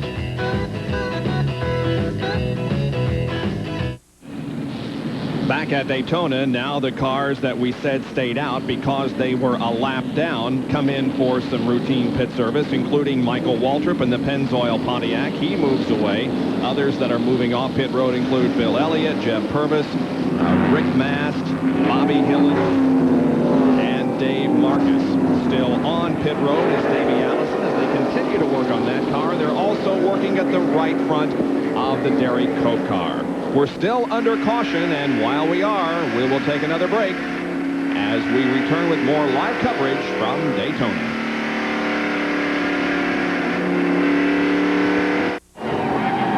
Despite the heat and humidity, here here at Daytona International Speedway. The crowd is very enthusiastic as they sit through the final few laps of the Pepsi 400. 124 completed out of 160. We are under caution, allowing people to get up and stretch their legs and give us a wave.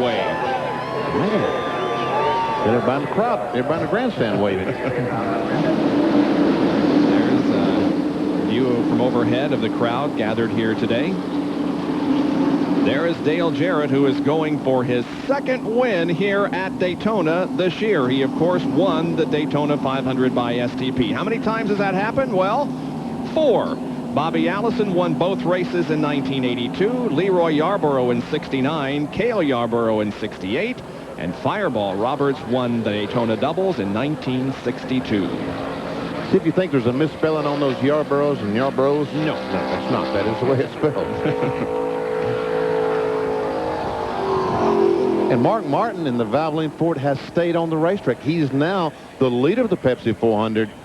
And Ned, is that good strategy? Well, one thing it did do is get him 5 bonus points for leading the race. That's for sure. Now, I don't know if, you know, I guess he figures he's got enough gas to go, and maybe he just stay up there and do the best he can. Well, John Kernan has a report on some strategy that's being talked about among the Ford drivers.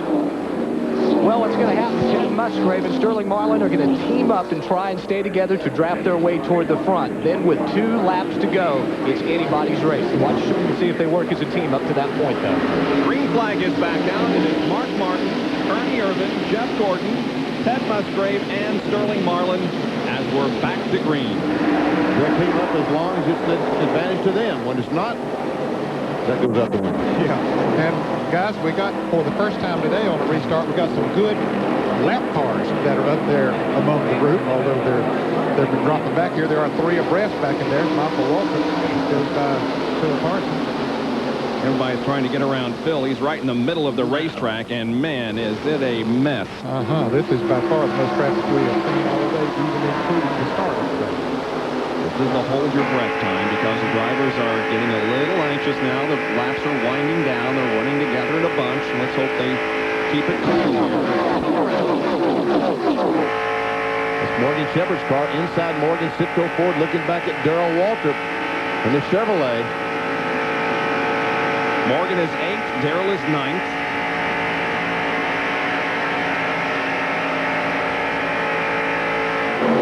Sterling Marlin is 3 abreast over there. He's trying to go by Jeff Gordon. Schrader takes the inside. And look at Earnhardt coming down on the inside, making it 3 abreast as they go down the backstretch. Ricky Rudd following him. Getting tight in there, fellas. Man, oh man, Sterling Marlin really lost how many spots? 3 or 4 spots in that one maneuver up in turns 1 and 2. And that strategy, that's for the lead. Musgrave didn't work. Here is Ernie Irvin going for the lead and getting it off the 4th corner as Schrader tries to get into 2nd position. Earnhardt is looking for a way around both of them, though. Here he is moving alongside Schrader, taking 2nd position, now setting his sights on Ernie Irvin. 33 laps to go. We have seen Earnhardt's car falter in the stretch after a few laps. Is 33 too many? Probably not. Here's Morgan Shepherd. Watch him as he go by Morgan. The high groove is definitely not the place to be right now. Look at Walter down there. Well, Dale Jarrett's way up there in the high groove. It's not the place to be. And there's Greg Sachs on the outside. And here's the lead. Earnhardt has taken the lead. Schrader comes with him. Ernie Irvin back to 3rd. Boy, is there a lot of traffic. See Rick and Morgan Shepherd all the way back past the STP Ford of Rick Wilson.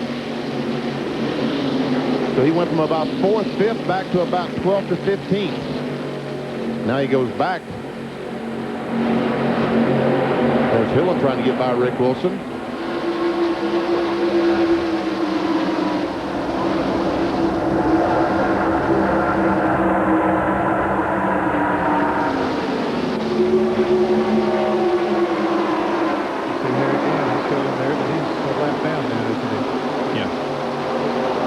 Up front, it is Earnhardt, Schrader, Irvin, and Rudd. And then Martin. And Sterling Marlin back in 6th spot. Jeff Gordon 7th. 8th is Musgrave. 7th, Darrell Walter.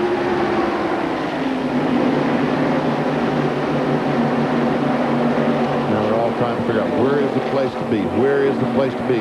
Sterling Marlin going by Mark Martin on the outside. He can just get by.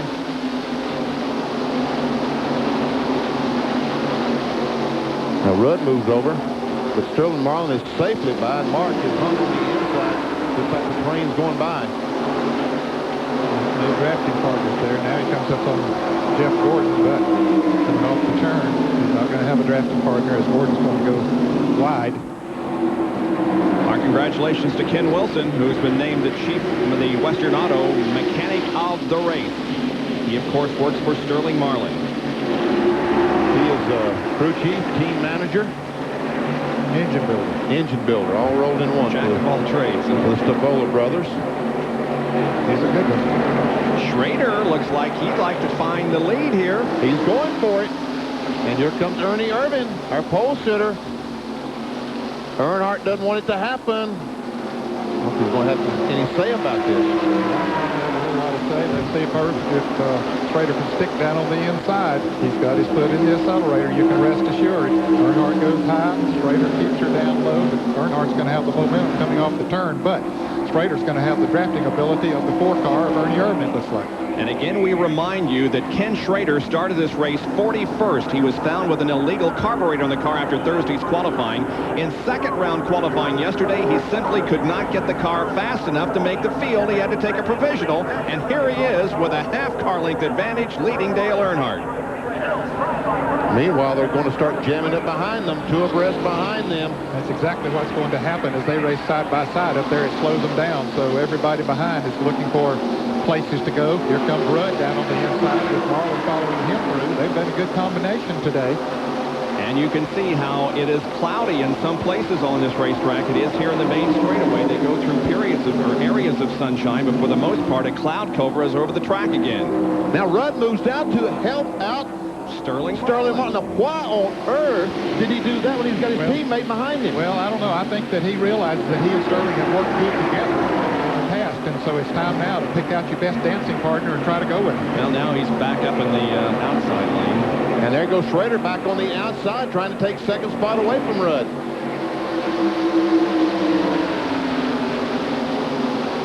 And Sterling Marlin, he's hung in there somewhere. I see him bobbing around. Here he comes. He's bobbing around, okay. Man. He's got Dale Jarrett on his corner. Dale's going to back off. He didn't have room to go in there going into turn 3. You have to give Dale Jarrett's crew some credit. I said they had a bad pit stop. I think they made a major chassis adjustment on the right front of that car, and that's Maybe why it was they were in worth the it, pit for as long as they were. I don't know right now.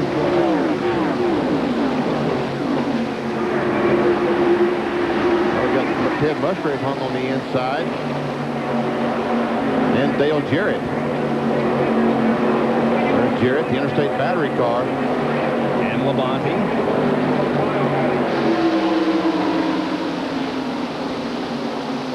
To see the momentum that Labonte had coming off the turn, just drove right on by on the outside. Making it 3 wide down the back stretches. Bobby Hillen, and Rick Wilson is with him.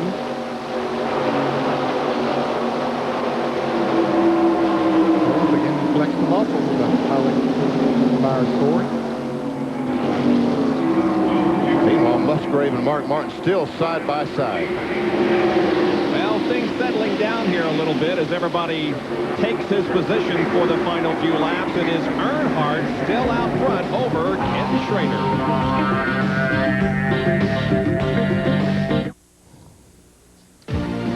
ESPN Speed World coverage of the Pepsi 400 being brought to you by Allied Signals Autolite Spark Plugs. Guaranteed for 2 years, no matter how far you go.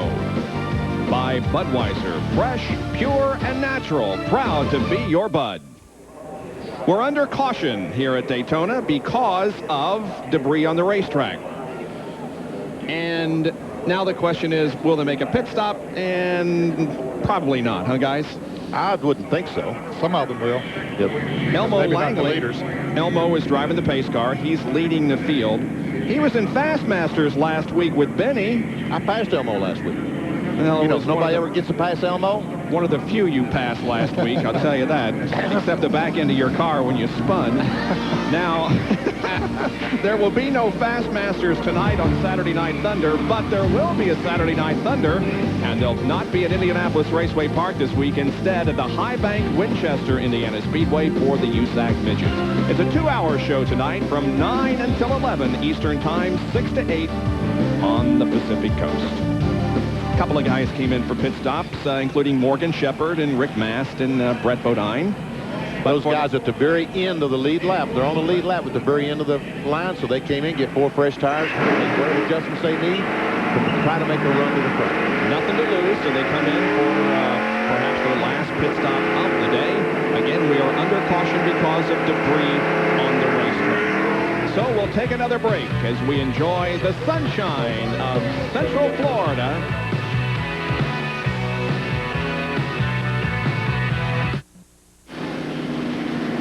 We rejoin you very briefly because the 1 lap to go signal has just come out. They will take 1 more lap under caution, and then we will go green again. So another commercial break to bring you as much green flag action as possible in the Pepsi 400.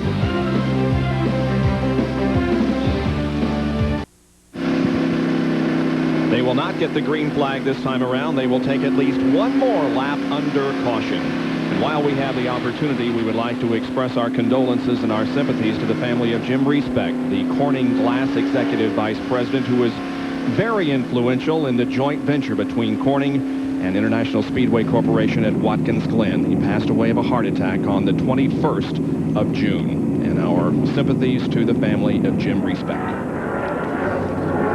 We're going up to Watkins Glen pretty soon. Won't be long, just a little over a month, and we'll be there for the Budweiser at the Glen NASCAR Winston Cup race. So we are still under caution, and again, they're going to go at least 1 more lap. So stand by for another commercial break here from Daytona International Speedway.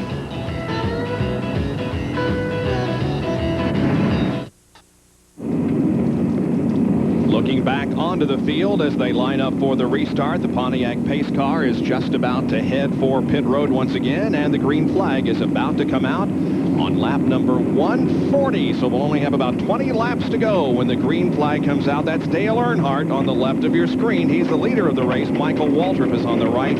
He is 1 lap down. Pace car is off the track. And we're waiting for the green. There it is. Back to racing. Second, then Marlin, Rudd, Ernie Irvin, Jeff Gordon, and Terry Labonte, then Dale Jarrett. Remember back early in the race when Earnhardt let Jeff Gordon get 6 or 7 car length advantage on the restart and then blew by him down the back straightaway? Can Schrader and Marlin do the same thing to him this time? Well, they're back a couple of car lengths. I think Earnhardt wanted to be careful not to get too far out in front so they couldn't do that. But let's see here. He's coming down to the inside. Here comes Schrader. Didn't have a full head of steam there that he could blow him by.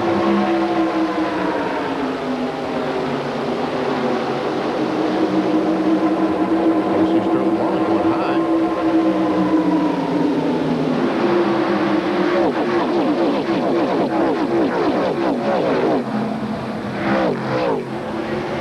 Bill Elliott is running down the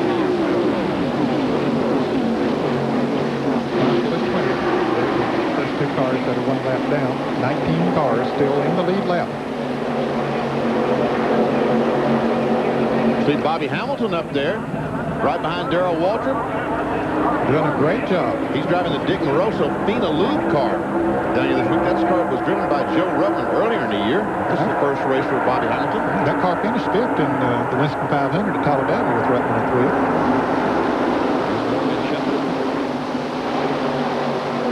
There we see the guys, Morgan Shepherd going under the Hamilton car. Now he's go high.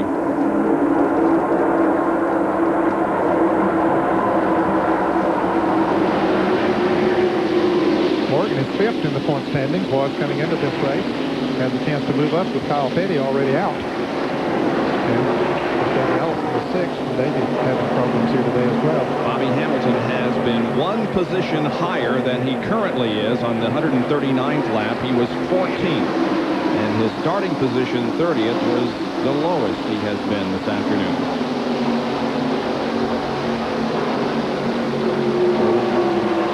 We'll see Phil Parsons, man, auto auction car.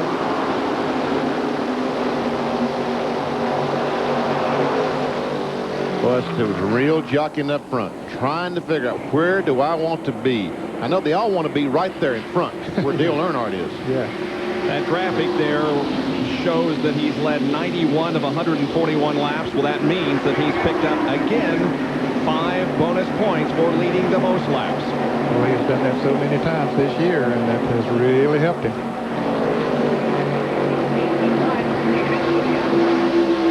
Spread now between Schrader. Here comes Ernie Irvan on the inside. Oh, I thought they were going to touch. Irvan is trying to get by Jeff Gordon. Didn't have anybody to go with him down there, so he had to fall back in line. Here comes Dale Jarrett. We saw him come in the picture on the inside of Labonte.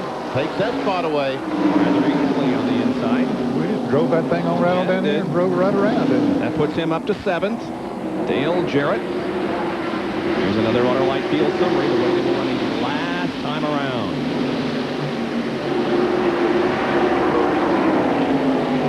Once again, Irvin on the inside of Jeff Gordon. And he might get Jarrett to go with him this time, so he might have some help once he gets there. I think he looked up in his mirror and saw that. He saw what Jarrett was able to do to Labonte. So Jarrett does come with Gordon, and that, with Irvin, that might help him get around Gordon. Long ways to go for these guys to get to the front. They really do need to work together. Looks like this worked out pretty well this time. Both of them able to get by Jeff Gordon. Gordon wiggled a little bit there in the middle of the corner. And Terry Labonte came underneath him to take away the position. There's Sterling Marlin sitting there in the middle of that pack of Chevrolets. He's the only Ford up there. You got 2 in front of him and about 3 or 4 up behind him. 16 laps to go. 144 complete. Greg Sachs there in that bright colored car up on the high side. Morgan Shepherd's going to split up. That's not the place to do it, Morgan, is it? Off of that turn? Well, by golly, he made it work. Good drive, Morgan. I guess he knew, had an idea what was going to happen. He made it look easy, but it's not easy. 21 car made a pit stop on this last caution flag. They're on 4 fresh tires, and apparently that's helping him. Look at him coming up on the outside of UW now, trying to take another position. There were 4 cars that made pit stops, as Benny explained to you, because they were at the tail end of the lead lap and weren't going to lose anything. So, in addition to Morgan Shepherd, the 68 car of Greg Sachs came in, so did Brett Bodine, so did Rick Mast. I think it really helped Morgan. He's just looking for a place to go there right now.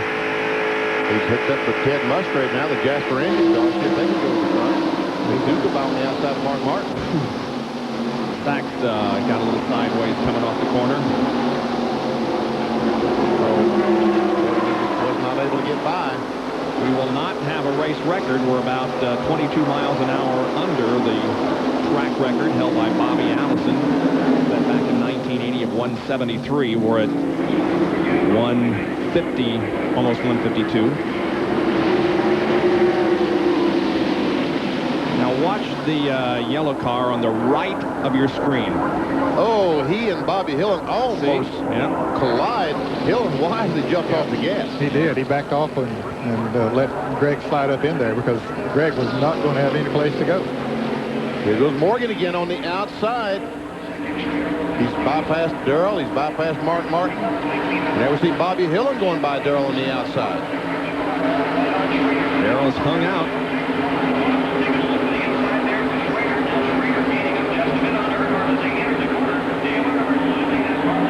Sachs is trying to get by the Western Auto Chevrolet. Darrell didn't appear to be quite as strong as he was earlier in the race when he moved up into the top 5.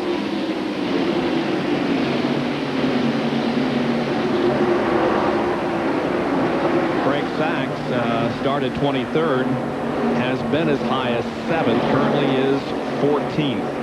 And on lap 8, he was as low as 31st.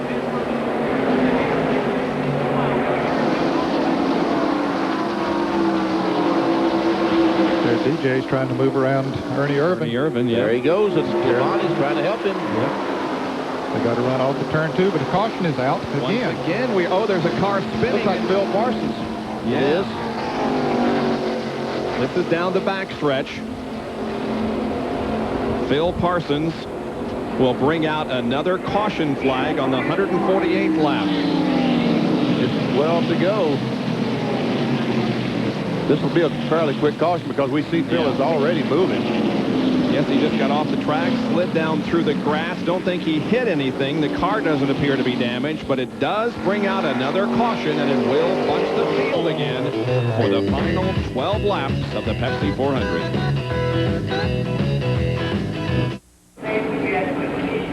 Looking down on Daytona International Speedway once again from Airship Shamu, the NASCAR Winston Cup Pepsi 400, the 15th race of the 93 season, is within 11 laps now of being over. 149 have been completed. We are cautioned because of Phil Parsons' trek through the grass down the backstretch.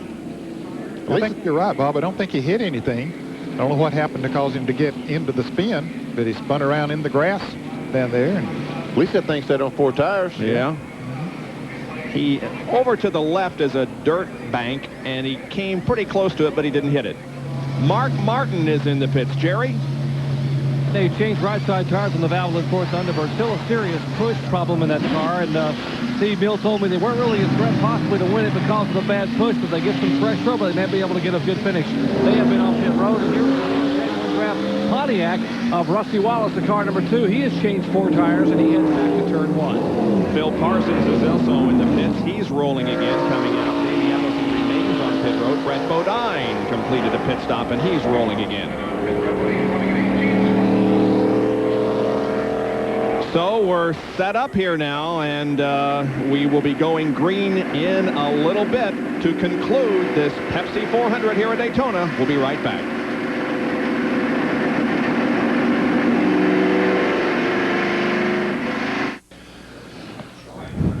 ESPN Speed World coverage of the Pepsi 400 being brought to you by Allied Signals Fram Filters. You can pay a little now or a lot later. By Smooth Bush Beer and Easy Drinking Bush Light. And by Valvoline. People who know use Valvoline. About a half a lap away from a restart. They will complete lap 151 when they get the green flag, so we'll have 9 laps to go. Now's the time to play whatever strategy you have. How wild will they get? Yeah, that's the question. That's the scary part. At least at Talladega, they only had a couple of laps to go. They got more laps to go this time. Here are your sleepers that you guys woke up just before the race started. Rick Wilson is 9th. Michael Waltrip is 11th. Mast is 12th. Musgrave 14th. Strickland 15th. And Hensley 19th. But excepting Michael Waltrip is a lap down. He's really in 20th position, I think.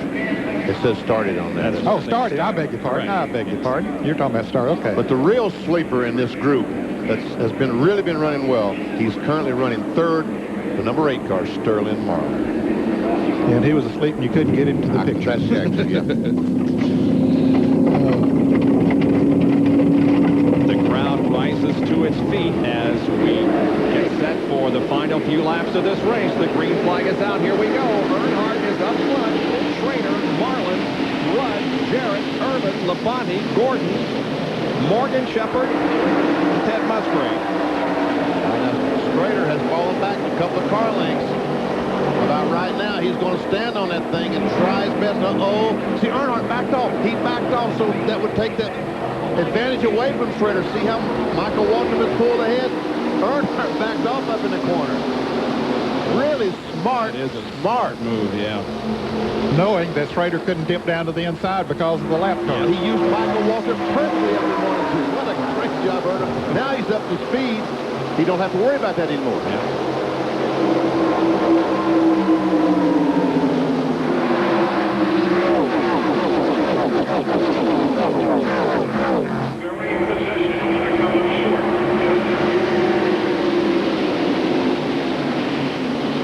Dale Earnhardt has only won 1 time here at Daytona. That was this race in 1990.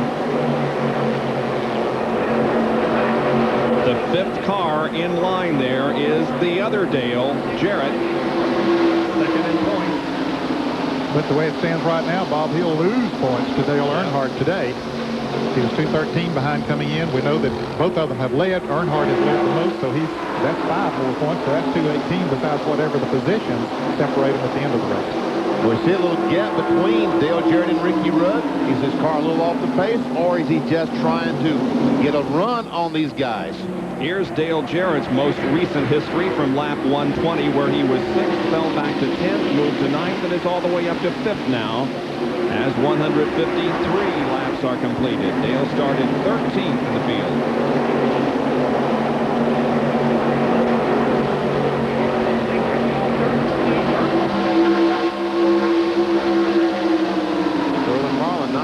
Doesn't look like, Ned, he can keep up with these guys in these Chevrolets the first couple laps on his restarts. It looks like that he really needs to run. Yeah, I think it takes a little while for him to get going. Look at Ted Musgrave here on the move, and Bobby Hillen down on the inside. Some good racing back there for, what about the 7th, 8th, 9th, and 10th positions? Mark Martin's back there. He stopped just a moment ago, put on 4 fresh tires. And look he's what going to make 3 abreast. Yeah. Down the trioval. That's a tough place to do it. But those new tires, apparently, they can do that with them. Well, you got to feel that Ted Musgrave is going to be a very popular driver at the end of this season. He has performed so well in that car, and if he does want to leave the team that he's associated with, you would think that a lot of car owners will be looking at him.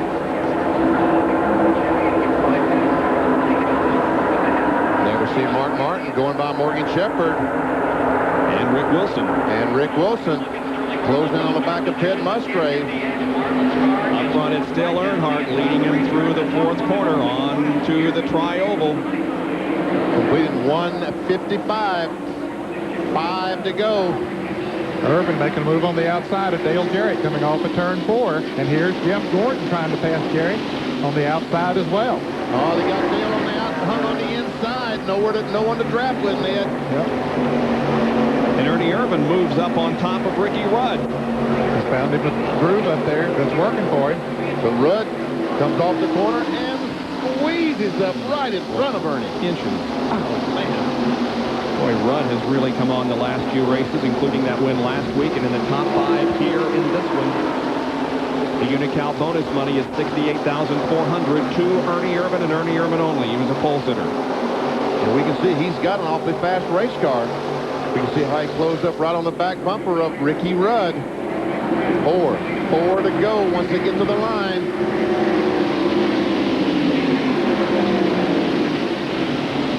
If Earnhardt holds on to win, it will be his 4th victory of 1993. Which will tie in with Rusty Wallace. And here is Ernie Irvin going by Ricky Rudd down on the inside. They're battling for 4th position. But Jeff Gordon pulled up on the back of Ricky Rudd and said, I got to help my teammate out, and put Ernie. Yep. Oh, Sterling Marlin. Evidently he got a little loose or something. Now Gordon is going around Rudd, and everybody's looking for a place around Ricky. I think Ricky had to back off because of Sterling Marlin, whatever that was. Yep. Here comes Mark Martin on with those 4 fresh tires. He's on the inside with Ernie Irvin. Well, what a smart move. Steve Milne made to bring him in and put 4 fresh tires on that car.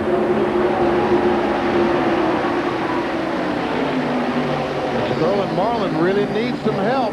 He's falling back. He needs Jeff Gordon to hang on. Say, come on, Jeff, get right with me. Let's go. Here goes Mark by Dale Jarrett. Car's handling very well now. They talk about fighting a push problem. Looks like those 4 tires taking a lot of that problem away, Ned. Sure, it really has put the car on the go. That was a very, very smart move. 2.5 laps to go. Boy, if Kenny Schrader doesn't win the race, it's sure going to be a moral victory for him because of the problems that he has had this weekend, starting 41st and running in 2nd. 2 laps to go. 158 are completed. And Earnhardt this year at Daytona, Talladega, Daytona almost won the 500. At Talladega was the cream of the crop that lost. Can he hold on here today in the Pepsi 400?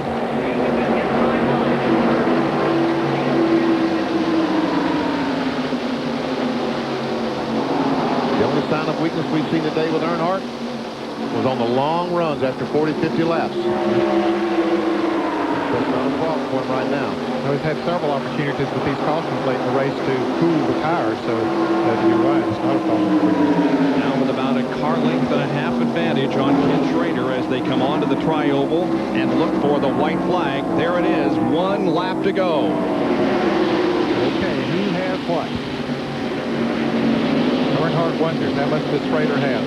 It's time to show your stuff if you have any. Jeff Gordon looking to the high side of Sterling Marlin in 4th position. Rudd is in 5th. Earnhardt hangs on to the lead as Gordon drives up right on the back bumper of Sterling Marlin. Oh, here comes Sterling. Schrader on the outside, Sterling on the inside. Just ran out of racetrack, didn't have enough racetrack on the inside to make the move on Earnhardt and had to slide up behind him. That could give Dale the advantage and the win, as a matter of fact. Here they come off the 4th corner. Schrader and Marlin are side by side. Dale Earnhardt is going to win the Pepsi 400, and for second it is Marlin, just inches over Ken Schrader, with Ricky Rudd, I believe, 4th, and Jeff Gordon in 5th. Wow, what a run. Woo. Man, oh man. But Earnhardt finally does capture a victory in a race that he has dominated. 55th career win. Jerry is with Richard Childress. And RC, congratulations. What a way to win it by dominating. It's a great day for the whole team. But Dale, you know, right there on the last lap, he said the car got so loose on him, about lost it in front of the whole field. So, you know, you got to give Dale all the credit in the world here. We just tried to keep the car as good for him today as we could and made some adjustments. And Andy Petrie and a whole bunch of guys just worked real hard. Makes up for a little bit of disappointment back in February. Yeah, you know, we'll get that 500 yet. You know, Dale deserves to win it as long as he's been trying here. So I sure hope we can do it this year. The celebration continues out here in the Goodrich pits. Dale Earnhardt wins. Sterling Marlin finishes 2nd and records his best finish of 1993.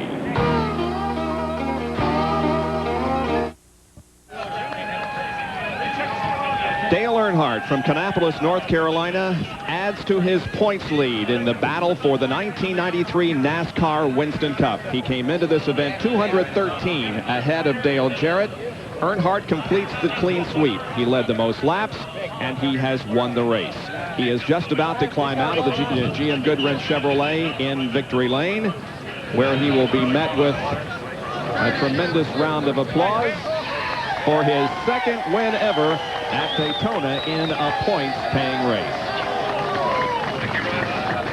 Here's Jerry Punch with the winner. And Dale leans over and gives Taylor Nicole and wife Teresa a big kiss here with the family celebrating. Dale, congratulations on another great victory. It's hot out there, Jerry.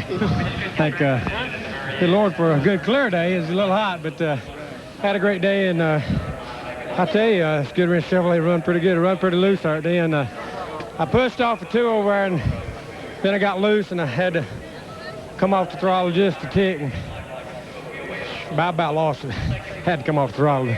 Schrader pinned him out against the wall, and the car, he come to the inside. I blocked him off, and then they got to racing each other, and I come back to the line. While you catch your breath, let me ask you, Dale, that last restart as he leans over here and gets ready to get a big gulp of Gatorade. On the last restart, it looked like you backed off a little bit so the guys wouldn't be able to get a run at you. Well, I was trying just to start where all of them would go together. Tough restarting here. I hate to restart on these speedways, these restrictors. Well, he is obviously exhausted here, and he leans over. They're going to get some cool cloths to him. He's going to sit down and get something to drink, and they're going to put a cooler here where he can obviously get a seat here and catch his breath. But another victory for Dale Earnhardt, his 2nd in the Pepsi 400. Bob? And you'll never be able to convince me that race drivers are not athletes, because he has been through a lot here at Daytona today and obviously shows it.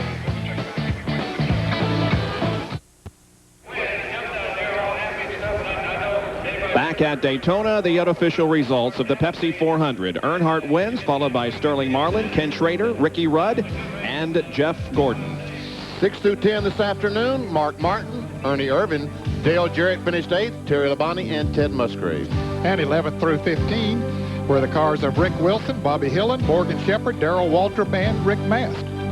Finishing 16th on the field today. Well, we don't know. Well, we haven't tabulated that far down yet, so we'll go 15, and that's it. NASCAR scoring, still trying to come out with the unofficial results. Well, the point standings, obviously Dale Earnhardt is going to add to his total today and go to the next race with an even bigger lead over Dale Jarrett. Our thanks to Airship Shamu, which provided the overhead pictures for us here at Daytona from SeaWorld, one of the Anheuser-Busch theme parks. Our next NASCAR Winston Cup telecast here on ESPN will be at Watkins Glen, New York on August the 8th at 1 o'clock Eastern Time, where Kyle Petty is the defending champion that was rain-shortened a year ago. So we'll be looking forward to that Winston Cup race at Watkins Glen, New York.